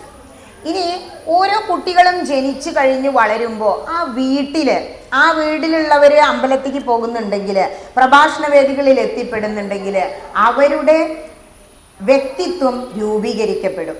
അപ്പോൾ ആ കുട്ടിയുടെ വ്യക്തിത്വം എങ്ങനെ രൂപീകരിക്കപ്പെടണം? ഇവിടെ ദശരഥനും അമ്മമാരും എല്ലാവരും ചേർന്ന് ഈശ്വര കഥകളൊക്കെ പറഞ്ഞു കൊടുത്ത് അവന് വേണ്ടുന്ന വിദ്യാഭ്യാസം കൊടുത്ത് ശരിയായി രാമചന്ദ്രനെ വളർത്തി. ധർമ്മം ജനിച്ച് ശരിയായി വ്യക്തിത്വം രൂപപ്പെടുന്നത് ബാലകാണ്ഡത്തിൽ നമുക്ക് കാണാം. ഇനി ധർമ്മം ക്ഷയിക്കുമ്പോൾ എന്താ നടക്കുന്നത്? അവതാരങ്ങൾ ഉണ്ടാകുന്നു. ഈ ഭൂലോകത്ത് ധർമ്മം ക്ഷയിച്ചു എന്ന് മനസ്സിലാക്കുമ്പോൾ ഭഗവാൻ അവതരിക്കുന്നു. ഭഗവാൻ ഇടയ്ക്കിടയ്ക്ക് നമ്മുടെ ഉള്ളിൽ അവതരിക്കുന്നുണ്ട്. 24 അവതാരങ്ങളെ കുറിച്ചൊക്കെ ഭാഗവതം പറയുന്നുണ്ട്, ഗീതയും പറയുന്നുണ്ട്. യഥാ യഥാ ഹി ധർമ്മസ്യ ഗ്ലാനിർഭവതി ഭാരത അഭ്യുത്ഥാനം അധർമ്മസ്യ, അല്ലെ? അങ്ങനെ വരി കേട്ടിട്ടില്ലേ? അതായത് എവിടെ എവിടെ ധർമ്മം ക്ഷയിക്കുന്നോ അവിടെയെല്ലാം ഞാൻ അവതരിക്കും എന്ന് ഭഗവാൻ കാണിക്കുകയാണ് ബാലകാണ്ഡത്തിൽ. ഇവിടെ ധർമ്മം ക്ഷയിക്കുകയാണ്, അതുകൊണ്ടാണ് ആരവതരിക്കുന്നത്? രാമൻ അവതരിക്കുന്നത്. എങ്ങനെയാണ് ഇവിടെ ധർമ്മം ക്ഷയിച്ചത്? വിശ്വാമിത്രൻ വന്നിട്ട് എന്താ പറഞ്ഞത്? ഞങ്ങൾ എല്ലാ അമാവാസിക്കും ഹോമം നടത്താറുണ്ട്. ഹേ ദശരഥ മഹാരാജാവേ, രാക്ഷസന്മാർ വന്ന് ബുദ്ധിമുട്ടിച്ചിട്ട് ആ ഹോമം നടക്കുന്നില്ല. ഹോമങ്ങൾ നടന്നാൽ ഈ ഹോമം നടത്തുന്നത് എന്തിനാ? കുട്ടികൾ ചോദിക്കും. കുറേ എണ്ണയും നെയ്യൊക്കെ വെറുതെ തീയിൽ കൊണ്ടേ ഒഴിക്കുക. അത് നടക്കുന്ന സമയത്ത് മുകളിലോട്ട് പോയിട്ട് അതെന്തായി മാറുന്നു? കാർമ്മികങ്ങളായി മാറുന്നുണ്ട്. അത് മനസ്സിലാക്കുന്നില്ല. സയൻസിൽ അടിസ്ഥാനപ്പെടുത്തിയിട്ടാണ് ഹൈന്ദവൻ്റെ ഓരോ ആചാരങ്ങളും. പ്രപഞ്ചത്തെ ശുദ്ധീകരിക്കാൻ എണ്ണയ്ക്ക് കത്തുമ്പോൾ കഴിവുണ്ട്. ഇനി ഇവിടെ കാണിക്കുന്നത് ഗുരുഭക്തി ബാലകാണ്ഡത്തിൽ. അതായത് വിശ്വാമിത്ര മഹർഷിയുടെ ആജ്ഞ അനുസരിച്ചിട്ടാണ് കുട്ടികൾ എങ്ങോട്ട് പോയി? വനത്തിലേക്ക് പോയത്. ഏതോ ഒരു മഹർഷി വന്ന് പറഞ്ഞു, ഞങ്ങൾ പോണില്ലേ, അവിടെ സുഖിച്ച് ജീവിക്കാന്ന് വിചാരിക്കായിരുന്നില്ലേ? കുട്ടികൾ പ്രതികരിക്കും, ഇന്ന വീട്ടിലേക്കൊന്ന് പോടാ, അവിടെ നിന്ന് ആളില്ല എന്ന് പറഞ്ഞാൽ എന്താ പറയാ? എനിക്ക് എൻ്റെ റൂമിൽ കിടന്നാലേ ഉറക്കം വരും. അങ്ങനെ ഒരു കാലഘട്ടത്തിലാണ് നമ്മൾ ജീവിക്കുന്നത്. പക്ഷെ ഇവിടെ കുട്ടികൾ അച്ഛനും അമ്മയും പറഞ്ഞു, ദശരഥ മഹാരാജാവ് പറഞ്ഞു. എവിടെ നിന്നോ വന്ന ഒരു വിശ്വാമിത്ര മഹർഷിനെ കുട്ടികൾക്ക് അറിയൂ. മഹർഷി വന്ന് പറഞ്ഞപ്പോൾ മഹർഷീശ്വരന്മാർ ഗുരുക്കന്മാരാണ് എന്ന വിദ്യാഭ്യാസം കുട്ടികൾക്ക് ആ അച്ഛനമ്മമാർ നൽകിയത് കൊണ്ട് നോ പറയാതെ ആരുടെ കൂടെ പോയി? ആജ്ഞ അനുസരിച്ച് വിശ്വാമിത്രന്റെ കൂടെ പോയി. അതിൽ നിന്ന് എന്താ മനസ്സിലാക്കേണ്ടത്? ഗുരുവിൻ്റെ മാർഗനിർദ്ദേശം നമ്മുടെ ജീവിതത്തിനെ ഉയർത്തും എന്ന് മനസ്സിലാക്കുക. ഇനി മറ്റൊന്ന് ഇന്ദ്രിയ നിഗ്രഹമാണ്. അതായത് താടക കാമരൂപിണി വന്നു എന്നാണ് രാമായണം പറയുന്നത്. അതായത് പുറത്തെ ശത്രുവിനെയാണ് അവിടെ നമ്മൾ കാണുന്നത്. ശരിക്കും നമ്മളെന്താ മനസ്സിലാക്കേണ്ടത്? ഇപ്പം രാക്ഷസന്മാരൊന്നും നമ്മുടെ നാലുപുറവും ഇല്ല. പുറത്തെ ശത്രുവിനെ മാത്രം അല്ല, നമ്മുടെ ഉള്ളിൽ ചില ശത്രുക്കളൊക്കെ ഉണ്ട്. അവരെ നമ്മൾ ജയിക്കണം. ആരെ ഉള്ളിലുള്ള ശത്രുക്കൾ?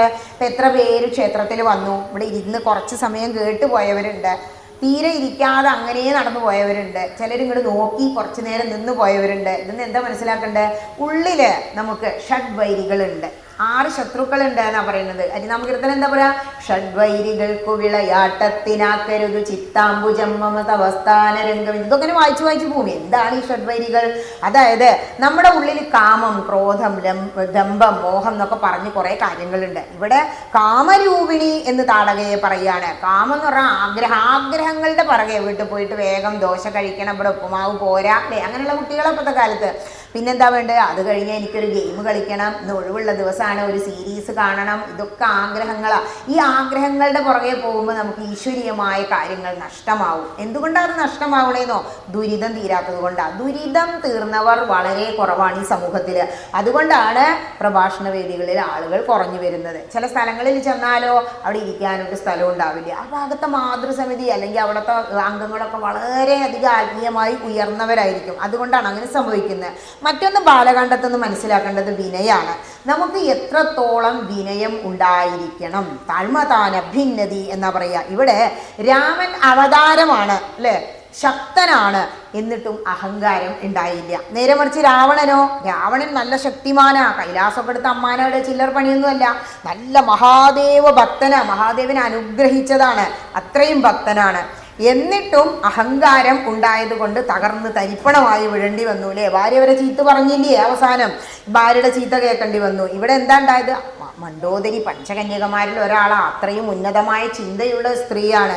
ഇവിടെ വിനയമാണ് മഹത്വത്തിൻ്റെ അടയാളം അല്ലെങ്കിൽ അതിൻ്റെ അടിസ്ഥാനം എന്ന് ബാലകാണ്ഡം നമ്മളോട് പറയാം. ഇനി ധർമ്മവും ദാമ്പത്യവും എങ്ങനെ മുന്നോട്ട് കൊണ്ടുപോകാം? പലരും പറയും വീട്ടിൽ എപ്പോൾ നോക്കിയാലും പ്രശ്നം, ഒന്നിനും സമയമില്ല അല്ലെ, 24 മണിക്കൂർ തന്നെ എല്ലാവർക്കും ഉള്ളൂ. പക്ഷേ കുറേ പേര് രാമായണം വായിക്കുന്നവരും മറ്റവർ തീരെ വായിക്കാത്തവരും അമ്പലത്തിൽ പോവാത്തവരും ആയി മാറുന്നു. 3-4 കാറ്റഗറി കാണാം. എന്തുകൊണ്ട് അത് സംഭവിക്കുന്നു? അതായത് ഇവിടെ ശിവധനുസ് ഭേദിച്ച് സീതയെ സ്വന്തമാക്കി. മഹാദേവ ചാപമാണ്, അത് എത്രയോ പേര് വന്ന് മുറിക്കാൻ നോക്കി, കഴിഞ്ഞില്ല. ഇവിടെ സീത എന്ന് പറയുമ്പോൾ ഭക്തിയാണ്. ഭക്തിയാകുന്ന സീതയെ സ്വന്തമാക്കണമെങ്കിൽ മഹാദേവ ചാപം മുറിക്കണം. മഹാദേവ ചാപം എന്ന് പറയുമ്പോൾ അവിടെ എന്താ? നമ്മളുടെ പ്രാരാബ്ദങ്ങളെ മുറിക്കണം. പ്രാരാബ്ദം അനുഭവിച്ച് നമുക്ക് എന്ത് ചെയ്യാൻ കഴിയൂ? ആത്മീയതയിൽ ഉയരാൻ കഴിയൂ. എല്ലാ മനുഷ്യരും പ്രാരാബ്ദങ്ങൾക്ക് നടുവിലാണ് ജീവിക്കുന്നത്. ഒരുപാട് കെട്ടുപാടുകളുണ്ട് നമുക്ക്. കാലം കൂടെ അങ്ങനെ കുളത്തിയിടണമായില്ലേ അല്ലേ, അവിടെ ഒരു മരുവൻ്റെ കുളത്ത്, ഇവിടെ ഒരു മരുവള കുളത്ത്, അങ്ങനെയൊക്കെ ആകുമ്പോൾ നമുക്ക് അങ്ങോട്ട് വിട്ടുപോരാൻ പറ്റില്ല. ഇവിടെ ധർമ്മവും ശക്തിയും ഐക്യം പ്രാപിക്കുകയാണ്. സീത ധർമ്മചാപം മുറിച്ച് സീതയെ സ്വന്തമാക്കുമ്പോൾ. ധർമ്മമാണ് ശ്രീരാമചന്ദ്രൻ, ശക്തി സ്വരൂപിയാണ് സീതാദേവി.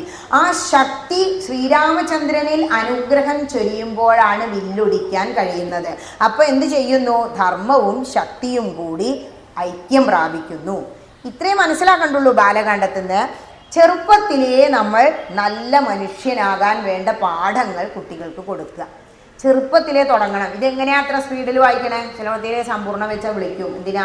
അവർക്ക് ഇതിങ്ങടെ ഈ കുണ്ടനയുടെ വഴിയിലൂടെ ഇങ്ങനെ പൊത്തുമണ്ടി പോകുമ്പോലെ വായിച്ചിട്ട് അങ്ങോട്ട് എത്തില്ല. അപ്പോൾ അവർക്ക് സ്പീഡിൽ വായിക്കാം. എങ്ങനെയാ അങ്ങനെ സ്പീഡിൽ പോണേ ചോദിച്ചപ്പോൾ ചെറുപ്പത്തിലേ തുടങ്ങി.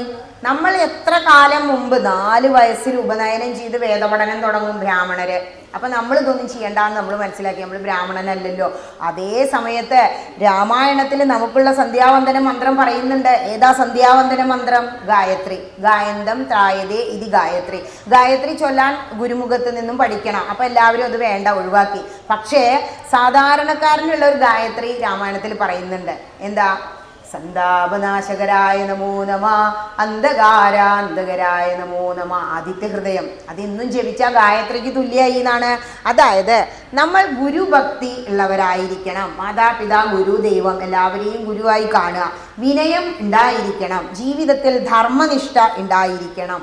ആത്മനിയന്ത്രണം ഉണ്ടായിരിക്കണം. ഇത്രയും ക്വാളിറ്റീസ് ഉണ്ടാവണം എന്നാണ് ആര് പഠിപ്പിക്കുന്നത്? ബാലകാണ്ഡത്തിലൂടെ രാമായണം നമ്മളെ പഠിപ്പിക്കുന്നത്.